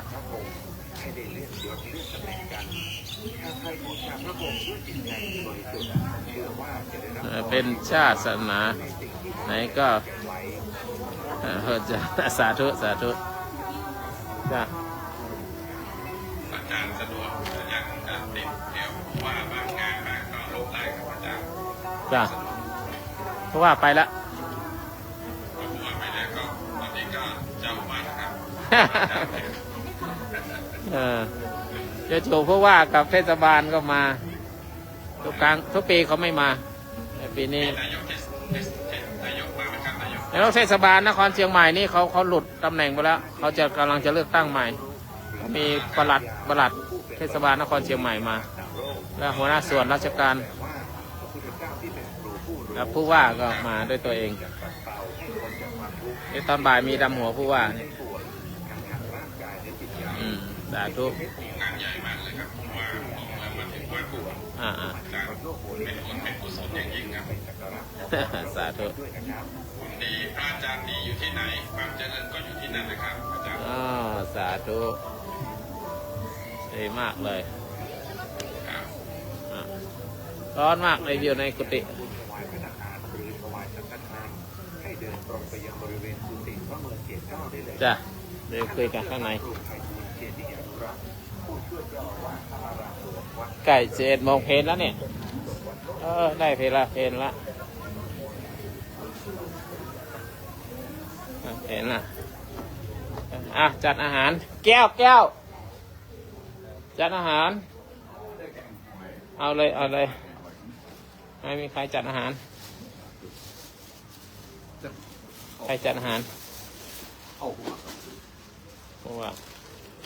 ว่าตัดสินใจมาวันนี้อีเลยบอกให้คุณแก้วคุณนั่นมาจัดอาหารให้กัน มาทีมันก็เลยมาอยู่นาน บอกแก้วจัดอาหารจ้ามาเลยโอ้ได้นั่งเย็นแล้วร้อนมากเลยโทรศัพท์น้ำมันเก็บว่าไงพวกเราโอ้อันนี้ได้สวดสืบชะตายาวมาก สาธุนี้คุณเป็นทีจะสืบชะตาเมืองเชียงใหม่นะครับอาจารย์แล้วก็ขอให้ประเทศไทยพ้นภัยพิบัติอันตรายเนาะ ใช่ และขอให้คนไทยนี่ผู้ใดอยากจะพบธรรมะก็ให้พบ จัดอาหาร ขอให้มีดวงตาที่ทับกันทุกผู้ทุกนามเนาะขอให้สรรพสัตว์ทั้งหลายเทพเทวดาทั้งปวงได้รับบุญกุศลนี้ด้วยเนาะอาจารย์ครับสาธุ สาธุใช่ถวายเป็นพระราชกุศลด้วยให้ล้นเกล้า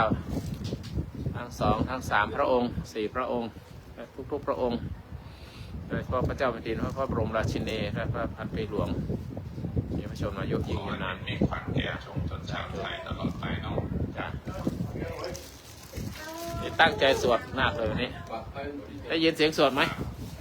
ก็หึมเลย ได้นครับ ชัดเจน เมื่อใจเมื่อใจ ดูไม่ได้หายไปไหนนะ เหรอ สวดเมื่อกี้นี่ไม่ดูแต่หัวข้อกันจะลืมหัวข้อไหน แต่ลืมไปหัวข้อก็เอาก็กลับคืนมา แต่ว่าเนื้อหาเนี่ยได้หมดเลย แล้วก็เรื่องสวดนี่ก็ไม่แพ้ใครนะพระในจังหวัดเชียงใหม่เนี่ยเวลาไปสวดที่ไหนก็ ครับสวดพร้อมครับผมเพิ่งได้ยินสวดนี่แหละ เหรอ ได้ยินแต่ภาคใต้นี่มาเชียงใหม่เดี๋ยวโอ้โหพร้อม สวดไวด้วยนะไม่ได้สวดช้าเหมือนภาคกลางนะสวดไวนี่10 บทภาคกลางได้สักบทเดียวนั่งเลยมาใส่ปั๊บอะไรว่าน่าจะปาแล้วนั่งอันนี้ยังช้าอยู่นะเมื่อกี้นะถ้าจริงๆแล้วเขาจะต้องไวกว่านี้นะอันนี้ยังเมื่อกี้เนี่ยยังช้าอยู่ แต่ก็ถือว่าไวเขามีจังหวะอีกจังหวะหนึ่งมาเหยียบไฟอันนั้นในใครไม่ฟังใคร มาจะไฟเลยแหละ เวลาสวดเนี่ยปั๊บใครได้ก็ได้ไม่ได้ก็หลุดโลกเลยใครว่าไม่ทันก็ตันเลยเขาเรียกสวดมนต์ตันทางเหนือเรียกสวดมนต์ตันก็คือไปไม่ได้แล้ว ถ้าคนว่าไม่ได้ นี่เป็นบทสวดที่เป็นการสวดพรเรือนนะครับหรือว่าเป็นสวดใช้สืบชะตาโดยเฉพาะมงคลสูตรอย่างไงชยาสนานี่ก็ใช้สืบชะตาแล้วก็อินทชาตาเทวะพรหมอินทชาตาเทวะชาตาพรหมชาตามหาพรหมชาตาอีสีชาตาคืออินทชาตาคือพระชาตาของพระอินทร์เทวชาตาของเทวดาพรหมชาตาของพระพรหมผมรู้สึกได้นะอาจารย์ว่าพลังนี่ต้องจากวัดนี่ไปตั้งภูเขาเลยอาจารย์มันไปจะขนาดนั้นความของพลังของพระธรรมที่สวดนี่ตามตรงกัน ก็ขนาดผู้ว่าไม่ไปที่จริงวัดใหญ่ๆพระอารามหลวงเขาจัดกันนะแต่ถ้าไม่ไปนะท่านมาที่นี่ถ้าอารามหลวงมี6-7อารามสาธุ ความอัศจรรย์เกิดได้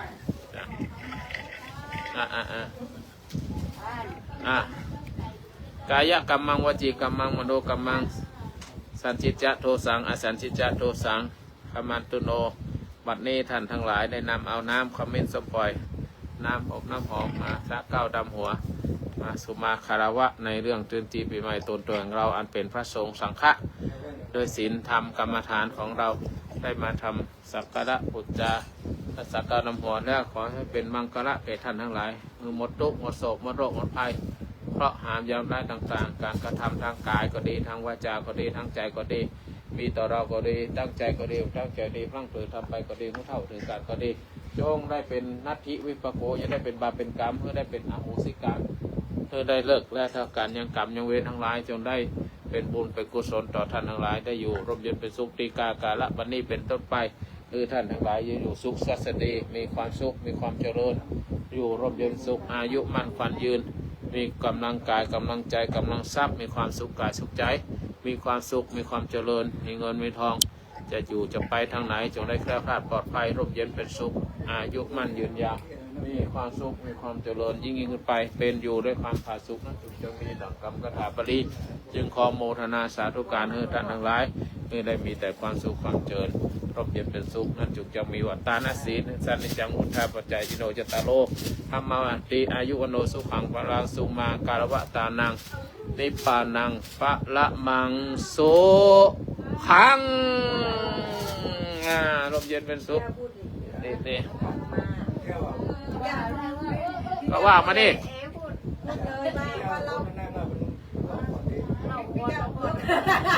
ฮะเขาเข้ามาต้องว่าดิตัวเองไม่ออกปากไม่ได้ก็ว่ามาดิข้าพเจ้าขอขโมยสิกรรมของหลวงพ่อ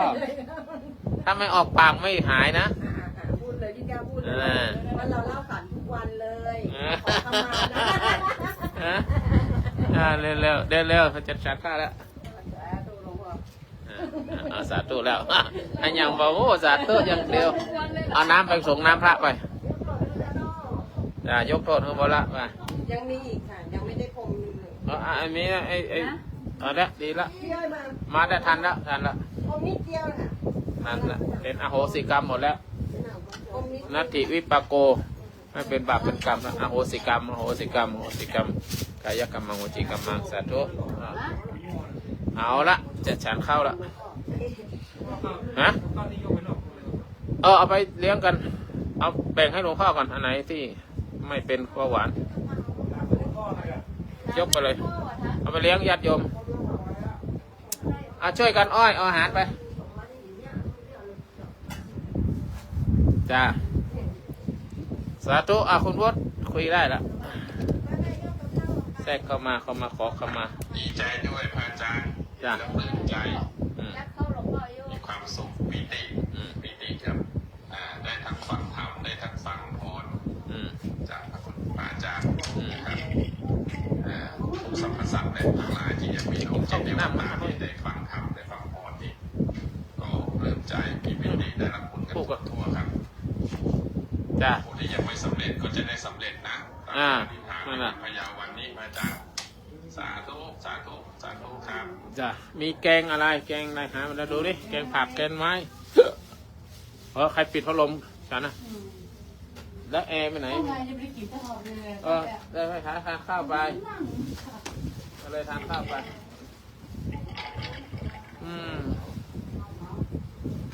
โอ้คนวดอยู่ไหนนะจ้ะตอนนี้อยู่ไหน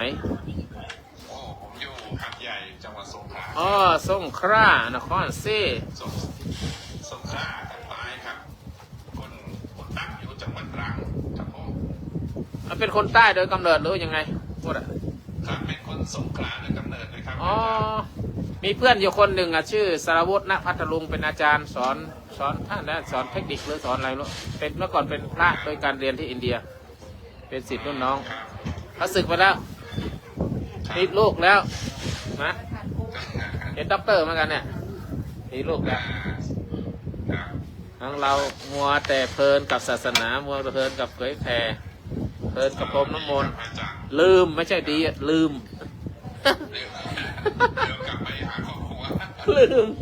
ลืมคิดไปพอคิดมาพอมาคิดเริ่มจะคิด50 กว่าแล้วไม่ทันแล้วจริงๆอันนี้นี่เป็นครอบครัวพระอาจารย์นะนี่ลูกหลานทั้งนั้นเลยนะมหาโพ ครอบครัว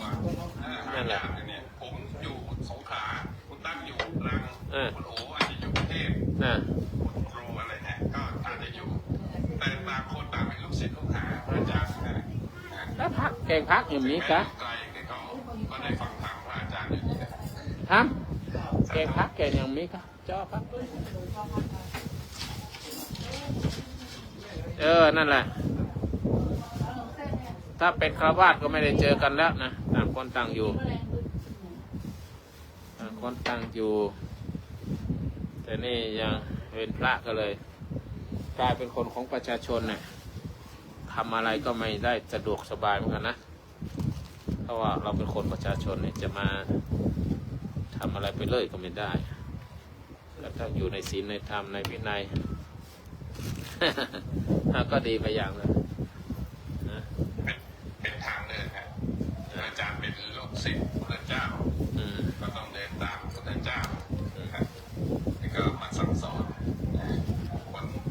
ที่เริ่มใส่ศรัทธาอยู่เนี่ยให้เข้าถึงเป็นหน้าที่ทางทุกครั้งคุยกันก่อนแล้วก็จะสารเพลครับตั้งยังอยู่ไหม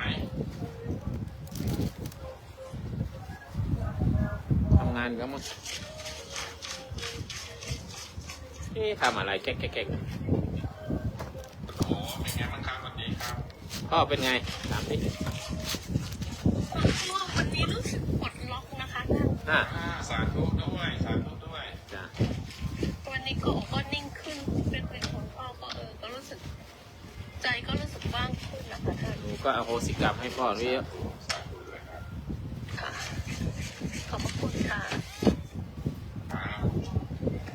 การทำบุญกตัญญูกับผู้มีพระคุณเนี่ยอานิสงส์มาก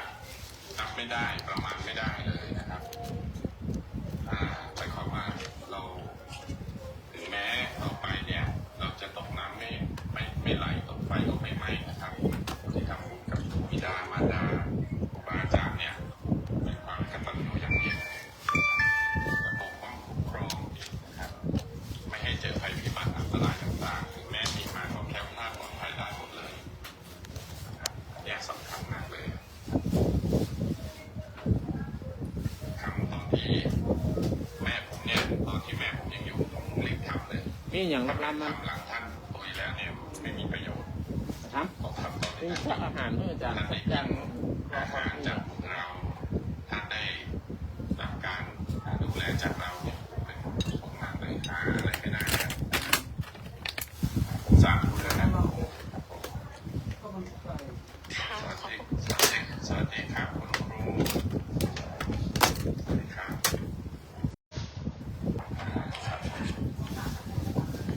ตักวันไหนละเดี๋ยวไม่ได้ทำไปไหนครับอาจารย์สงสัยไปทำธุระช่วงเที่ยงอาจจะเตรียมข้าวเตรียมอาหารให้ลูกนะครับเดี๋ยวผมมาก็ฟังธรรมเนาะสวัสดีครับครู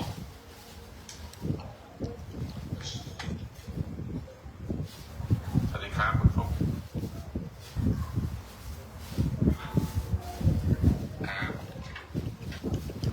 อยู่หน้างานครับผมตามสบายนะครับก็การฟังธรรมเนี่ยจะเป็นโอกาสที่ดีที่สุดเนาะมีค่ามากกว่านั้น100 ล้านพันล้านนะผมว่าไง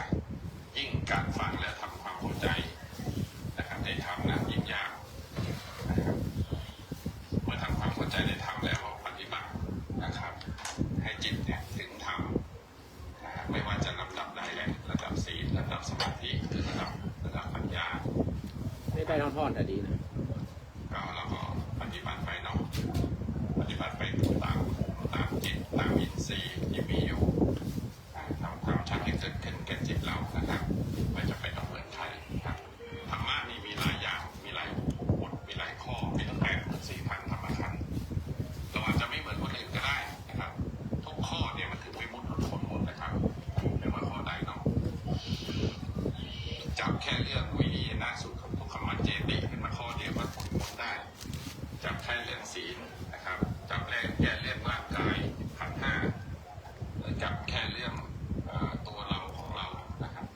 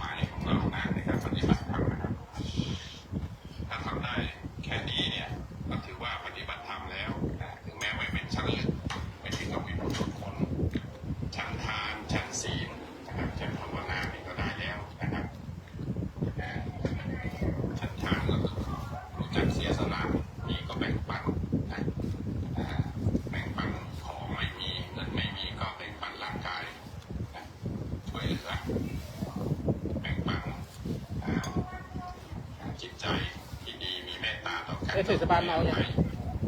นี่ก็แบ่งปันแล้วนะครับศีลก็เราสุขละมัดสงบกายวาจาไม่ให้ร้ายใครไม่โทษใครไม่เบียดเบียนใครไม่ทำร้ายใครด้วยวาจาไม่ทำร้ายด้วยร่างกายและจิตใจใครก็จิตใจเราเองนั่นแหละสงบอยู่ในความสงบร่มเย็นเป็นเหตุให้ครอบครัวเขาอยู่ร่มเย็นเป็นสุขตัวเราก็อยู่ร่มเย็นเป็นสุขไปด้วยวิบากกรรมอย่างหยาบก็ไม่มาถึงไม่เป็นผู้ที่ต้องอยู่ด้วยความระหวาดระแวงไม่เป็นโรคเป็นภัยไม่ก่อทุกข์ก่อโทษแก่ผู้ใดครอบครัวก็อยู่เย็นเป็นสุขสบายในศีลธรรมเมื่อไหร่เราอยากพัฒนาตัวเองก็ไปภาวนาให้จิตสงบนะจะนั่งสงบในที่อันควรนะหาข้อธรรมที่ปฏิบัติพอเหมาะพอควรกับเรามาไว้บริกรรมหรือทำความสงบกับจิตเองเฉยๆก็ได้ แล้วเราไม่จดหรอ ความสงบตั้งมั่นกับหลักธรรมข้อใดข้อหนึ่งก็ได้ คือการ ความสงบเป็นสมถะสามารถนะครับความโกรธความโลภความหลงในใจได้อย่างกลางอะไรที่เข้ามาในจิตเราก็เท่าจิตสามารถระงับได้อะไรแบบนี้นะครับก็ทำให้เราอยู่เป็นสุขอยู่เป็นสุขในขณะที่เราทำสมถะภาวนาอยู่แต่พอเรามีความเป็นสมถะภาวนาอยู่อย่างเดียวจิตสามารถที่จะตั้งถึงความสงบได้ง่ายเนาะไปอยู่ที่วุ่นวายก็สงบไปอยู่ที่มีทุกข์มีร้อนก็สงบได้ไม่หวั่นไหวเนาะถ้าอยากจะขยับขึ้นสู่ความเป็นวิมุตติหลุดพ้นเนี่ยต้องเจริญปัญญาครับก็คือต้องมาฝึกวิปัสสนากรรมฐานเห็นความเกิดดับตามความเป็นจริงนะว่าเนี่ยกายเนี่ยนะครับเที่ยงไม่เที่ยงกายนี้ก็ไม่เที่ยงนะมีความแปรไปความเปลี่ยนไปจากเด็กเป็นหนุ่มจากหนุ่มเป็นผู้โตจากผู้โตเป็นผู้แก่เห็นผมงอกเห็นหนังเหี่ยวย่นเห็นฟันคลอนเห็นกระทั่งผิวตกกลางอะไรเงี้ยนี่ความจริงปรากฏขึ้นแต่ก็มันเสื่อมไปอย่างนั้นเป็นธรรมดาเพราะแก้ไขไม่ได้จะไปใช้โบท็อกฟิลเลอร์ก็ได้ชั่วคราวเสียเงินเสียทอง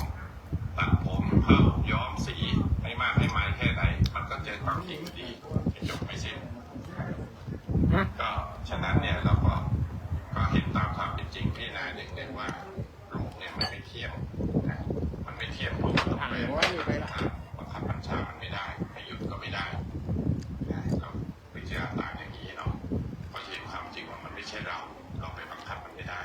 มันเป็นไปตามพระไตรลักษณ์คืออนิจจังความเป็นเที่ยงทุกขังคือมันแปรสภาพไม่สามารถคงในสภาพเดิมได้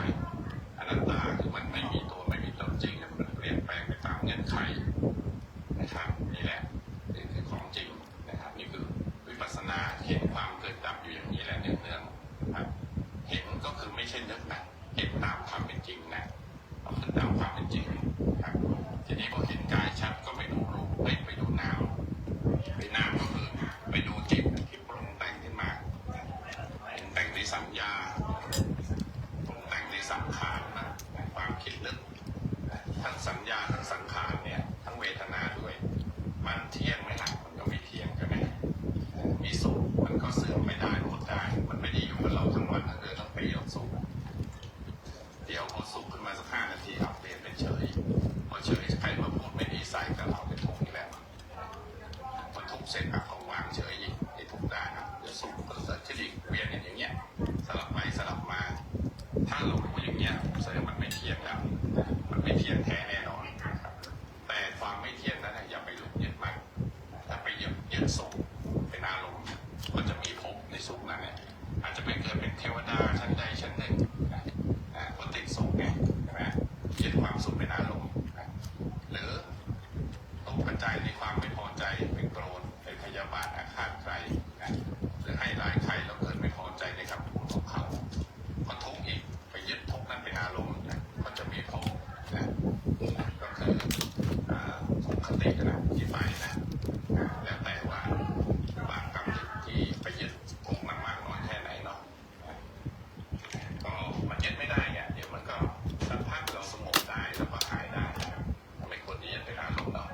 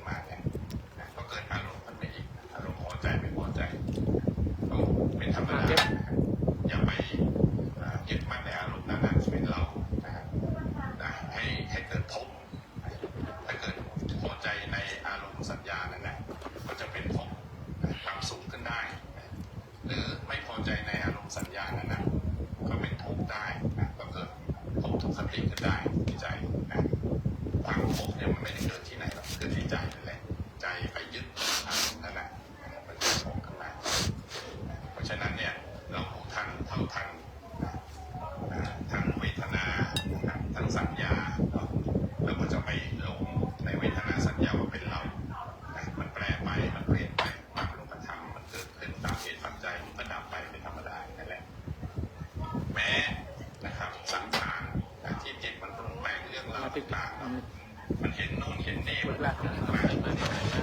เห็นอะไรกระทบอะไรขึ้นมาในจิตสร้างเป็นบุญเป็นกุศลขึ้นมาก็ได้สร้างเป็นทุกขติขึ้นมาในใจก็ได้นะครับก็อย่าไปหวั่นไหวกับมันเนาะมันแค่เป็นแค่กองขันที่ปรุงแต่งจิตมันก็ปรุงไปเรื่อยของมันนั่นแหละมันเคยปรุงมานานแล้วมันก็ปรุงต่อไปให้เราปวดท้องทันแต่เราอย่าไปยึดมั่นถือมั่นเป็นความจริงเป็นจังเป็นอารมณ์โกรธเป็นอารมณ์ บ้านบอลขึ้นงานยังมองไง ไม่งั้นมันจะเกิดของขึ้นมาในใจเราอีกนะครับแม้กระทั่งวิญญาณทั้งหลายที่กระทบทางตาเนาะทาง อยากรู้ได้ยิน ลิ้นกายเนาะหรือตัวใจที่ปรุงเองก็เหมือนกันวิญญาณทั้งหลายที่ไปกระทบเนี่ยนี่เขาบอกว่าโสตวิญญาณทางจักรวิญญาณทางตาอะไรเงี้ยกระทบปุ๊บเสียงกระทบกระทบปุ๊บวิญญาณไปรับรู้ส่งไปยังจิตจิตไปปรุงแต่งพอใจไม่พอใจก็เหมือนกันอีกก็เกิดพบได้ถ้าเกิดเรามีอารมณ์ไม่พอใจไม่ใจเรากระทบรู้กระทบรู้อยู่แล้วก็รู้แล้วก็เฉยๆนะครับรู้แล้วก็ทบอย่าไปเกิดความยินดีพอใจในสิ่งที่มันเกิดขึ้นนะครับถ้าเราวางใจได้แบบนี้นะครับเราก็จะรู้ความจริงว่าขันธ์ทั้งหลายเนี่ยขันธ์ทั้งห้ากองเนี่ยมันไม่เที่ยงไม่ใช่เรามันไม่ใช่ใครหรอกเป็นแปรไปตามเหตุปัจจัยของมันทั้งนั้นเลยอย่าไปปรุงให้มันเกิดอารมณ์ยึดขึ้นมาแม้มันปรุงขึ้นมาแล้วว่ามีความสุขหรือทุกข์ขึ้นมาเนี่ยมันก็แค่อาการนะมันก็แค่อาการของการกระทบของจิตแค่นั้นเองมันเป็นอาการสุขอาการนี้ไปแต่อย่าไปร่วมความพอใจหรือไม่พอใจขึ้นมาถ้าเราไปร่วมความพอใจไม่พอใจขึ้นมาแล้วเป็นทุกข์ก็จะมีทีนี้ก็บางอย่างแล้วก็เป็นทุกข์เกิดขึ้นก็แค่ปฏิบัติสิ่งเหล่านี้อยู่เนืองๆเราในขันธ์ห้ารูปเวทนาสัญญาสังขารวิญญาณล้วนเป็นกองกระทบจิตย่อมยึดขันธ์เนี่ยเพราะต้องการจะให้เรารู้สมมติจิตเกิดขึ้นต้องขันธ์เกิดขันธ์กองใดเกิดที่ ยันน้ำยันละ เกิดแล้วก็ดับไป ยะถาวริวหาปุราปริปิสาคลังเอวะเมวะตุนังเปตนังกปะติสิตังเปตังขันนังอิปะเมวะสมิจโตสเปปุเรตุสัมปะปะโตปะนังโสยะหาโนติสีโสติระโสยะธานินะมัสสาจันทิราการจนานันเป็นมันจิตก็แค่ครอบครัวกับเป็นนั้นเป็นธรรมดาก็ไม่มีตัวตนไม่มีตัวตนใดๆอินขอรับองค์โสดางนางสมบูรณ์องค์พระอินทร์ไปสู่ภพภูมิส่งสวรรค์ฟ้านะครับอันนี้ส่งพระบุตรการส่งสวรรค์ฟ้าสุขนิพพานมีความสุขที่เราไม่สับสนพระโมทนาสัตุการเอาทุกข์ไปไปตอนนั้นกุศลตัวของเรามีแต่ความสุขความเจริญมุ่งส่งตรงไปอันตรายทั้งปวงมุขติใจธรรมะจะอยู่จะไปทางใดก็จะภาพปลอดภัยดอกยันสุขอายุมันยืนมีกำลังกายกำลังใจกำลังทรัพย์ความสุขใจมีความสุขความเจริญเงินทองร่มเย็นเป็นสุขอายุมันคนยืนวัฏานศีลสันสังฆทานเจนตะโลธรรมาทิฏฐิอายุโนสุขังพลังอาเซตุโลก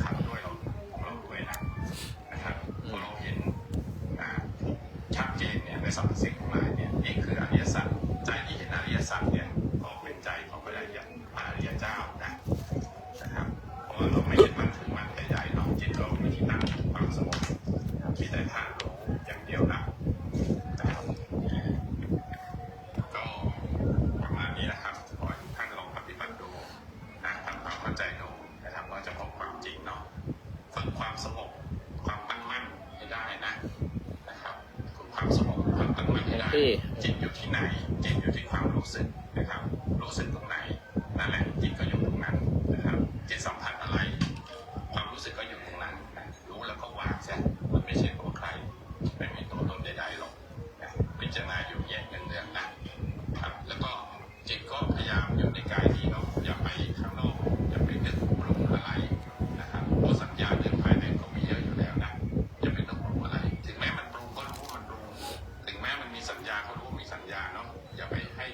ความสำคัญอะไรกับเขามันเกิดแล้วมันก็ดับไปเป็นธรรมดานั่นแหละนะครับมีสตินะครับสัมปชัญญะแค่นี้เป็นพอครับมีอารมณ์อยู่ในสุขสงบนะครับมีอารมณ์อยู่ในความสว่างว่างอยู่นะครับไม่มีตัวไม่มีตนใดๆก็นั่นแหละครับนั่นนะครับคือ อาจารย์ว่าให้ต่อไปสาธุทุกท่านครับผม เจอคนอิงขึ้นมายังท่านใดจะกล่าวอะไรอีกปีใหม่นี้ก็อัดก็ทำขอบใจมากคุณวุฒิได้พูดธรรมะได้แจ่มแจ้งเกี่ยวกับ ขันธ์ห้ามีกันทุกคนใครจะละได้จะวางได้ก็ไม่ทุกข์นะไอ้ที่ทุกข์มันเพราะขันธ์ห้านี่แหละ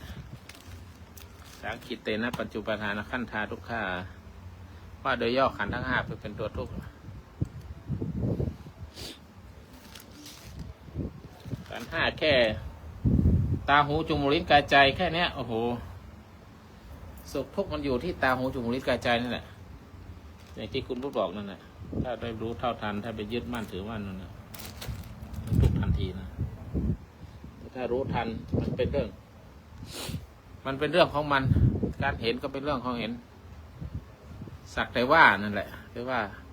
ถ้าเห็นหนอรู้หนอเนี่ยมันไม่ปรุงแต่งต่อไปเป็นเวทนาคือฉันชอบฉันไม่ชอบถ้าฉันชอบฉันไม่ชอบแล้วมันก็ไปแล้วตัณหาแล้วยึดมั่นถือมั่น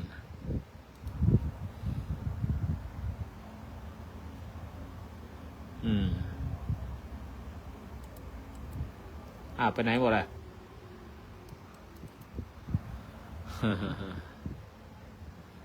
สาธุคนตักไปไหนพี่วุฒิไปไหนละย้อนค่ะอาจารย์ พี่วุฒิย้อนหน่อยเนี่ยลงเลยล่วงเลยหรือว่าเขาไปเองว่าจะลงอะไรหรือเปล่าคะแต่ไม่มีอะไรก็จะลงนะคนอิงไม่ขึ้นเลยเมื่อคืนแวบไปห้องคนอิงคนชวนขึ้นหรือเปล่าพอดีเราจะหลับแล้วพอดีกดแชร์ไปเลยไม่ได้เข้า เห็นคุยอยู่ตอนนี้เดี๋ยวไว้เวรเราหรือเปล่าคุณอิงสเตอร์พี่อุดลงไปแล้วนะ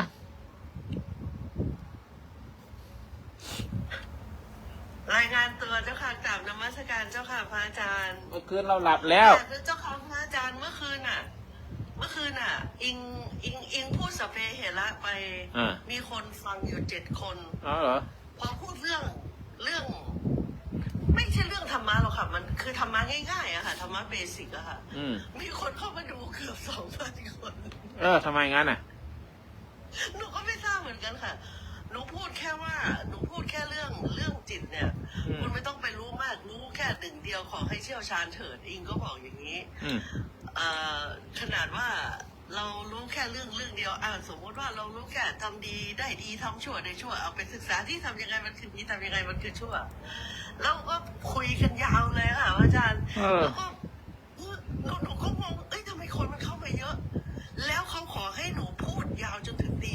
2แล้วบอกอย่าเพิ่งลงนะอย่าเพิ่งลงผมฟังอยู่แล้วทุกคนก็ฟังในฐานะคืออิงน่ะในห้องนั้นเนี่ยมันเข้ามาด้วยสิ่งเนหาด้วยเข้ามาด้วยกิเลสทางรูปก็คืออาจจะเห็นรูปเราโอ้สวยจังเลยเข้ามาฟังดีกว่าฟังแล้วมันกลับตรงข้ามกับรูปที่เขาเห็นมันก็เลยดูแปลกๆก็เลยบอกว่าอิงก็บอกว่าอย่าไปหลงในรูป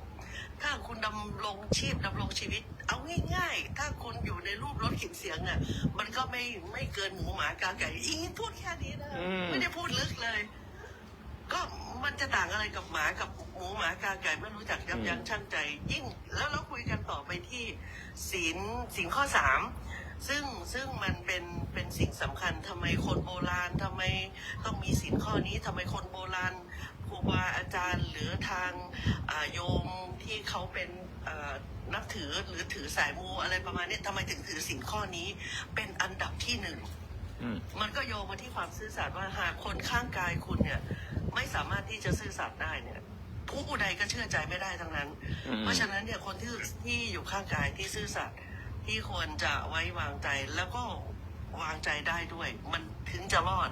แล้วตายมันตายคู่เจ็บคู่ร้างคู่ แม้กระทั่งในโบราณเนี่ยเขาถือคำนี้ว่า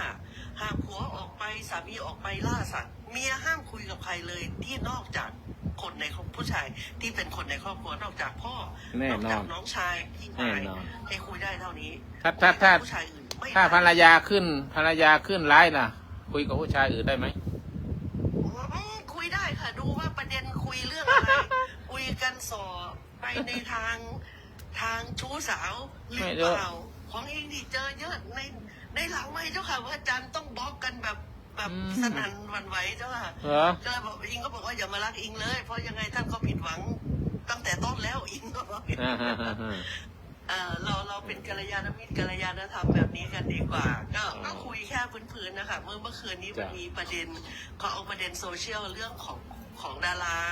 มีการนอกกายนอกใจกันไปอีกก็บอกว่าสิ่งข้อนี้เ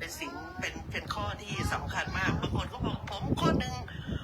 งไม่ได้แล้วคนนี้ผมรับจ้างฆ่ามดฆ่าปลวกก็บอกว่าเนี่ยว่าอาจารย์จะแก้ยังไงคะเขาบอกว่าผมมีอาชีพกำจัดมดกำจัดปลวกเอายังไงสิคุณอิงในช่วงนี้ก็ยอมรับไปก่อนมีข้อแนะนำไหมคะข้อแนะนำก็คือว่าทำไปด้วยแล้วก็แผ่เมตตาไปด้วยแล้วก็ในช่วงนี้ไม่ได้ยินเจ้าค่ะปิดไมค์ไว้ข้อแนะนำก็คือให้เขาทำไปแล้วก็ให้เขาหางานใหม่ตราบใดที่ยังไม่ได้งานใหม่ก็ให้ทำไปก่อนเมื่อไหร่ก็ตามถ้าได้งานใหม่ก็ให้สละงานจ้ะหากวันใดเรา realize แล้วก็คิดได้เรื่องเนี้ยว่าเขาก็มีอันนี้ลงมีวิญญาณก็ให้คิดให้ได้ขนาดเราหยุดกินเรายังหยุดกินได้เลยเราหยุดกินก็เท่ากับหยุดการฆ่าก็ไม่เบียดเบียนกันก็ทำไปเท่าที่เหลือเท่าที่มีเจ้าค่ะชีวิตที่เหลือก็คุยกันประมาณนี้เจ้าค่ะเมื่อคืนสาธุเจ้าค่ะสาธุเชิญคุณวดขึ้นมาใหม่ไหนครับมาแล้วหลวงพ่อจะได้ให้พรอีกแล้วครับอาจารย์สาธุ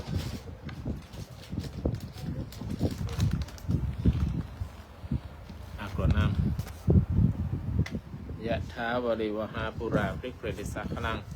เอวะเมวะโจหินังเปตนังกัปติอิชิตังพิตังตุมหังขิปเมวะสมิสตุสเพปุเรนตุสังกปาจันโทปนารโสยถามณีโชติรโสยถาดีและบัดนี้ไม่มีตนตัวและครอบครัวของนางสาวกัญจนาถิ่นทับไทยพร้อมทั้งครอบครัวได้ทำบุญกุศลไปหานายวิรัตถิ่นทับไทยได้หลวงรับไปแล้วขอดวงญาณของนายวิรัตถิ่นทับไทยรับส่งส่วนให้พ่อเกิดไม่เกิดของเธอทั้งสองเจ้ากรรมเวรของเธอทั้งสองขอรับส่งส่วนเจ้ากรรมเวรของท่านขอรับส่งส่วนเธอทั้งสองให้ทราบผลคดีที่มานี่และครอบครัวก็ตามขอเจ้ากรรมเวรและส่งส่วนตลอดจนถึงพระภูมิเจ้าที่เป็นทอในทั้งสี่ญาติพี่น้องทั้งหลายขอรับรู้ทั้งหลายขอรับส่งส่วนพระภูมิเจ้าที่เป็นทอในทั้งสี่พญามัจจุราชยมบัณฑิตพรหมพญานาคราชขอรับส่งส่วนไปดาวิสัยสุรการทั้งหลายครับส่งส่วนให้ได้มาทำบุญแล้วให้มีโจมีลาภมีความสุขมีความเจริญมีเงินทองจะอยู่จะไปไหนจงได้แคล้วคลาดปลอดภัยร่มเย็นเป็นสุขมีความสุขความเจริญจะอยู่จะไปไหนจะได้แคล้วคลาดปลอดภัยอายุมั่นขวัญยืนมีความสุขความเจริญร่มเย็นเป็นสุขได้ทำบุญทำกุศลแล้วก็มีแต่ความสุขความเจริญในชีวิตหน้าที่การงานสูงยิ่งไปขอบุญกุศลน้อยได้ปกปักรักษายังมีความสุขความเจริญร่มเย็นเป็นสุขอายุมั่นยืนยาวไม่ขึ้นเหรอคะพัฒนาสาธุการบุญกุศลไทยไปเท่านั้นเป็นบุญกุศลตัวของเรามีความสุขความเจริญวัฒนศีเวสนิจังพุทธาจานิจัตตาโรธรรมาอายุโนสุขังพระลังพี่พุทธตอบหน่อยค่ะใส่ตู้ถ้าผมตอบนะในส่วนที่เขายังสามารถปฏิบัติอาชีพนี้นะครับก็เขาต้องมีความศรัทธาเชื่อมั่นในพระเจ้าก่อนนะครับอย่าเพิ่งไปเปลี่ยนอาชีพเขานะครับอย่าเพิ่งไปบอกเขาให้เปลี่ยนด้วยเพราะความเชื่อของคนเนี่ยเปลี่ยนยากนะครับเราต้องให้เขาเชื่อมั่นศรัทธาในพระเจ้าก่อนนะครับแล้วก็หันมาฟังธรรมพอหันมาฟังธรรมเนี่ยจะมีความเลื่อมใสและเขาจะเปลี่ยนความเชื่อเขาเองนะครับเขามีความเลื่อมใสความศรัทธาความเชื่อในศีลธรรมความเชื่อในกฎแห่งกรรมความเชื่อในสมาอาชีพความเชื่อในผลของกรรมที่เกิดจากการกระทำของเขาเองแล้วเขาจะเปลี่ยนเขาเองครับผมมีความเชื่อว่าพระธรรมคำสอนของพระพุทธเจ้าเนี่ยเป็นอัศจรรย์นะครับสามารถเปลี่ยนจิตเปลี่ยนใจผู้ฟังได้นะครับเพราะฉะนั้นเนี่ยเขาจะต้องเป็นผู้เข้าถึงธรรมก่อนครับก็คือหันมาเชื่อมั่นฟังธรรมของพระเจ้าก่อน รักษาธรรมังรักษาสังฆังรักษา อันนี้สาธุครับ อายะโมทนาโอ้ สาธุค่ะพี่มดเดี๋ยวก็จะนั่นแต่ก็เริ่มเข้ามาแล้วนะคะเพราะว่าเท่าที่ดูอาการเขาประหนึ่งว่าเขามีความสลดใจทุกครั้งที่มีตรงนี้อิงคิดว่านะไม่นานหรอกอิงว่านะใจคุณน่ะมันเห็นอยู่ทุกวันเดี๋ยวมันก็คงทำได้อิงว่าค่ะพี่มด ใช่ครับถ้าเขามีความเชื่อมั่นศรัทธาในพุทธเจ้าเนี่ยในธรรมคำสอนแล้วเนี่ยเดี๋ยวเขาจะพยายามเปลี่ยนแปลงตัวเองแหละมันไหนอะเราจะดำเนินสมาธินะครับ รีโมทแอร์หาดิ ยังไง เจ้า ถ้าว าง อยู่ในศีลธรรมนะเขาจะคิดของเองได้เลยนะครับแต่ถ้าเราเนี่ยไปถึงก็เราบอกเปลี่ยนเธอเนี่ยมันเป็นบาปเนาะเป็นการฆ่าสัตว์ชีวิตใครก็รักก็อาจจะฟังนะแต่เขาบอกแล้วฉันจะไปยังไงอ่ะ ใช่ค่ะแล้วฉันจะไปยังไงอ่ะเธอมีอาชีพให้ฉันทำเหรอเนี่ยฉันรับอยู่ก็เกือบแสนนะต่อเดือนนะแล้วเธอมีอะไรฉันทำอ่ะอะไรเงี้ยเขาจะ ตอนแรกอิงก็คุยอย่างนี้ค่ะว่าเราไม่ฆ่ามันได้ไหมแล้วเราสแกนมันเอาไว้น่ะคือทำให้มันหายไปน่ะให้มันกลัวแล้วมันก็ให้มันวางที่อื่นอะไรประมาณเนี้ยไม่ต้องฆ่าเขาอะไรประมาณเนี้ยมันไม่มียุกยาไหนอ่ะที่แบบอะไรอย่างที่จะไปไล่เขาอย่างเดียวมันไม่ได้ออกแบบมาสำหรับไล่ใช่ไหมฮะมันไม่มีอยากกันยุงได้อย่างเดียวใช่ไหมคะใช่อยากกันยุงได้อยากกันยุงเนี่ยเราแบบไล่เป็นควันใช่ไหมก็คือจุดพบควันเนี่ยเขาจะไล่ไปเปิดพัดลมหน่อยกระจายไปทั่วบ้านก็ไปหมดละใช่ไหมฮะแต่ว่ายาปลวกเนี่ยมันเป็นยาที่ฉีดถูกเมื่อไหร่ตายเลยตายถ้าเกิดว่าบางชนิดเนี่ยแตกตัวหนึ่งไปแตกจะไปตายยกหลังก็มีมันเป็นแบบมาสำหรับการฆ่าที่เขาเขียนคิลเลอร์ตรงนั้นรักษาธรรมังรักษาสังฆังรักษายุโนสุขังพลังโรยที่ข้างหัวข้างยาเป็นตัวฆ่าตัวเลยไม่มีตัวไล่หัวไม่ได้ออกแบบสำหรับการไล่แต่ว่าไม่บาปที่ผ่านมาเนี่ยนะมันเป็นอย่างนี้โอ้วันนี้วันพญาวันเขาสำนึกได้เนี่ยสำนึกในกรรมที่เขาทำได้แสดงว่ากรรมมันจะหมดแล้วนะครับมันกรรมเริ่มจะหมดแล้วถือจะหมายก่อนเป็นว่าพญาวันมีกรรมต่อกันแหละในอาชีพนี้เนาะอาจจะว่าสิ่งนี้เขาอาจจะเคยทำมาในอดีตการนะไปน้ำมนต์ในวิหารไปพรมนะก็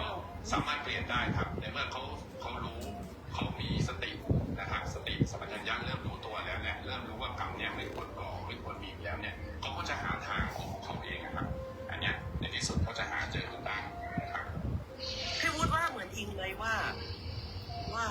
ถ้าเขาไม่คิดถ้าเขาไม่รู้สึกเขาจะไม่พูดเรื่องนี้จริงครับไม่มีเหตุบังเอิญไม่มีเหตุบังเอิญใช่จริงๆครับเรื่องจริงไม่มีเหตุบังเอิญครับผมจริงอิงว่าเขาคงคิดไม่ใช่เพิ่งจะคิดว่าคุยกันนะคะเขาคงคิดมานานแล้วแหละแต่ว่าพอดีว่ามันเป็นจังหวะได้คุยกันทีนี้น่ะความคำของพี่วุฒิน่ะที่สะกิดอิงแสดงว่าเขาก็ต้องคิดเหมือนกันว่าฉันฆ่าเขานะฉันฆ่ามานานเสียนาน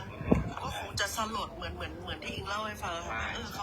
ขาคงมีความรู้สึกแบบว่ามันสมควรจะถึงการเวลาแล้วนะอะไรประมาณนี้ไม่งั้นเขาไม่พูดใช่ค่ะอันนี้นะบางทีเนี่ยผู้ที่มีภูมิปัญญาในการแก้ไขจิตใจเขาได้ต้องมีภูมิธรรมที่สูงกว่าคุณอิงอ่ะต้องชวนเขามาฟังธรรมของพระอาจารย์เนี่ย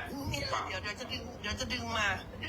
เลยใช่ผู้ที่มีภูมิธรรมยิ่งผู้ที่มีภูมิธรรมสูงนะทำไมยังไม่สำเร็จธรรมต้องฟังพระพุทธเจ้า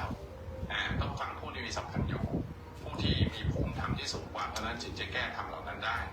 นะแต่ถ้าเกิดเรายังมีภูมิธรรมใกล้เคียงกันหรือต่ำกว่าเนี่ยโอกาสที่จะไปแสดงธรรมเพื่อให้เขาเปลี่ยนจิตเปลี่ยนใจยาก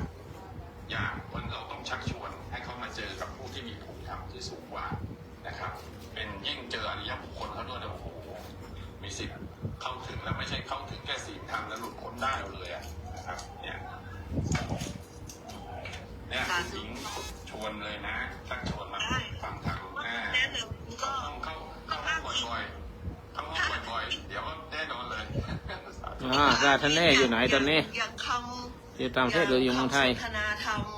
วันนี้มีวันสงกรานต์ผู้ว่าเชียงใหม่มาสืบชะตาได้หยิบยกเข้าไปสอดแทรกในการที่จะแบบว่ามันตกตาผู้ว่ามาสืบชะตาที่วัดหนองนี้กับเทศบาลนครเชียงใหม่ต้องแบบค่อยๆมันไม่ได้แบบว่าเข้าใจอะไรขนาดนั้นอะไรประมาณนี้ค่ะใช่เพราะว่า power ของ ธรรมของผู้ที่แสดงเนี่ยเขาไม่พอคือกำลังไม่พอสำหรับที่จะไปแสดงให้กับผู้ที่มีกำลังระดับหนึ่งได้ต้องอาศัยผู้ที่มีกำลังธรรมที่สูงกว่าแล้วก็กำลังธรรมที่สูงกว่าเนี่ยสามารถที่จะแจงธรรมให้ละเอียดเขาเนี่ยสามารถจะซึมซับธรรมเหล่านั้นได้ก็สามารถจะปฏิบัติ ที่แปลกก็คือห้องหนูไม่ใช่ห้องธรรมะสิ แล้วไม่รู้เข้าไปยังไงเมื่อวานนี้แค่เราคุยเรื่องศีลห้ากันแบบว่ามนุษย์ไม่ต้องอะไรมากหรอกเอาศีลห้าอย่ามาดูถูกชนะอะไรอย่างเงี้ยอย่ามาดูถูกดูแคลนจุลศิลป์ชนะพวกเธอทำให้ได้ก่อนอะไรประมาณนี้ศีลห้าเธออย่ามาแบบว่าอุ้ยสาศีลห้าอะไรประมาณนี้อย่ามาสาเด็ดขาดมันทำยากอยู่นะก็เลยว่าใช่แค่ทำแค่สิแค่ข้อทำระดับข้างล่างเนี่ยมีภูมิทำแสดงได้นะเขาจะเหมือนแบบสามารถเลยนะเขาไม่เข้าใจเขาไม่ใช่ว่าทำพระเจ้าในลึกแค่ไหนละเอียดแค่ไหนเนี่ยต้องอาศัยผู้ที่เป็นอริยเจ้าหรือผู้ที่เป็นผู้ทรงธรรมนะมีภูมิธรรมคุณอิงชวนมาเลยชวนมารู้จักพระอาจารย์แล้วก็มาฟังตรงที่พระอาจารย์ให้ดูเลยละค่ะแนะนำให้รู้จักเดี๋ยวพระอาจารย์เนี่ยพระอาจารย์ให้ดูเลยพระอาจารย์นี่ผมรู้เลยเป็นผู้ที่มีสัมพันธ์อยู่ไม่ใช่ถึงขนาดสัมพันธ์อยู่หรอกมีญาณทัศนะอย่างที่สามารถที่จะมีเจโตสามารถจะฟังเสียงเนี่ยรู้เลยว่าภูมิธรรมบุคคลผู้นี้ระดับไหนแค่ฟังเสียงนะการคุยเนี่ยเขาก็รู้แล้วนะครับผู้ที่ปฏิบัติธรรมมานานเนี่ยแค่ฟังเสียงแค่คุยทำกันไม่กี่ข้อคุยคำพูดกันไม่กี่คำเนี่ยเขาก็รู้แล้วว่าภูมิธรรมผู้นี้ระดับไหนแล้วควรจะเอาอะไรมาสอนควรจะเอาอะไรมาแนะเนี่ยได้บอกว่าต้องชวนมาเจอพระอาจารย์มาพบพระอาจารย์นะใช่แล้วงั้นก็จะลงแล้วกลัวจะลอยมากกว่านี้อยากจะว่าอาจารย์ไม่ฟังในไหนนะเต็มห้ามไปไหนไม่เกินจริงอาจารย์ไม่เกินจริงไม่เกินจริงเลยอาจารย์ไม่เกินจริงไม่งั้นเนี่ยเทวดาชั้นสูงอย่างผู้ว่าจะมาหาพระอาจารย์ได้ยังไงนี่อาจารย์ไม่เกินจริงไม่ว่าจะเป็นนายกเองหรือผู้ว่าหลักก็ยังมาอาจารย์ก็ทะลุหลายเรื่องเหมือนกันค่ะใช่ที่ทางคาก็เลยได้ติดตามพระอาจารย์มาตลอดเลยค่ะต้องขอบคุณพี่ตั๊กด้วยนะเนี่ยใช่พี่ตั๊กนี่แหละสื่อมวลชนชั้นดีเลยได้ทำเมื่อกี้คุณวดได้ฟังให้โอวาทผู้ว่าหรือเปล่าได้นิดหน่อยพอดีมีเสียงกบมากอยู่สาธุได้ฟังแล้วก็มีชวนไหว้พระแม่อะไรนะด้วยนี่ตอนหลังแล้วลงมาแล้วตอนหลังแล้วนะได้ยินอยู่สวดฟังตั้งแต่สวดด้วยเนี่ยขึ้นเล็กๆเลยผมชอบด้วยสำเนียงปีใหม่เมืองเนี่ยเพราะแล้วมีอรรถรสแล้วก็ผมรู้สึกได้ถึงเราโทยเทพเลยนะอาจารย์นะโอ้โหทั้งเขาเลยได้ฟังสวดพวกนี้แล้วก็มีความปลื้มปิติอิ่มอกอิ่มใจกันทั่วอาจารย์ถ้าดึงออกมาได้จะดึงออกมาช่วงที่สวดและช่วงที่ให้โอวาทนี่ยังขอพรให้ประเทศชาติเนี่ยผ่านพ้นภัยพิบัติคนไทยจะได้ร่มเย็นเป็นสุขกันทั่วหน้าจ้ะเอาล่ะคนอิงเดี๋ยวค่อยต่ออันเกินไม่ไหวแล้วข้าศึกมาแล้วอาจารย์ได้เจ้าค่ะติดตามเจ้าค่ะจ้ะสวัสดีทุกท่านด้วยสาธุขอยุติการถ่ายทอดสดตั้งแต่ตี 5มาแล้วเนี่ยยังไม่ลงเลยแต่ในกี่ชั่วโมงเนี่ยได้8 ชั่วโมงกับใช่นะ6 ชั่วโมงกับ54เมื่อวานได้8 ชั่วโมงขอความสุขความเจริญจงมีแด่ท่านทั้งหลายบุญกุศลอันเกิดจากการได้เผยแผ่ธรรมะนี้จงถวายเป็นพระราชกุศลได้ล้นเกล้าจากการที่9พระองค์ท่านเสร็จทรงสวรรคาลัยสังสูงยิ่งขึ้นไปและถวายเป็นพระราชกุศลล้นเกล้ารัชกาลที่10พระบรมราชินีพระพันปีหลวงตลอดถึงพระเชษฐาภคินีรวมไปถึงพระบรมวงศานุวงศ์ทุกๆพระองค์ขอทรงพระเจริญเป็นร่มโพร่มไทรประสบนิกรตราบนานเท่านานและถวายเป็นราชสมเด็จเจ้าฟ้าหญิงพระเจ้ากิติยาภาของพระองค์ท่านทรงหายจากพระประชวรถวายเป็นพระกุศลสมเด็จสังฆราชอาธิราชสมาคมทุกรูปสังฆาธิการทุกระดับชั้น มีแต่ความสุขความเจริญพระสงฆ์สามเณรทั่วราชอาณาจักรนอกราชอาณาจักรและประชาชนคนไทยทั้งในประเทศไทยอยู่ต่างประเทศจงมีแต่ความสุขความเจริญขอให้ทุกท่านทุกคนมีแต่ความเจริญในธรรมเหมือนกันทุกท่านร่มเย็นเป็นสุขอายุวันโนสุขังพระลังสัทโธ สาธุสาธุครับ สาธุเจ้าค่ะ ครับ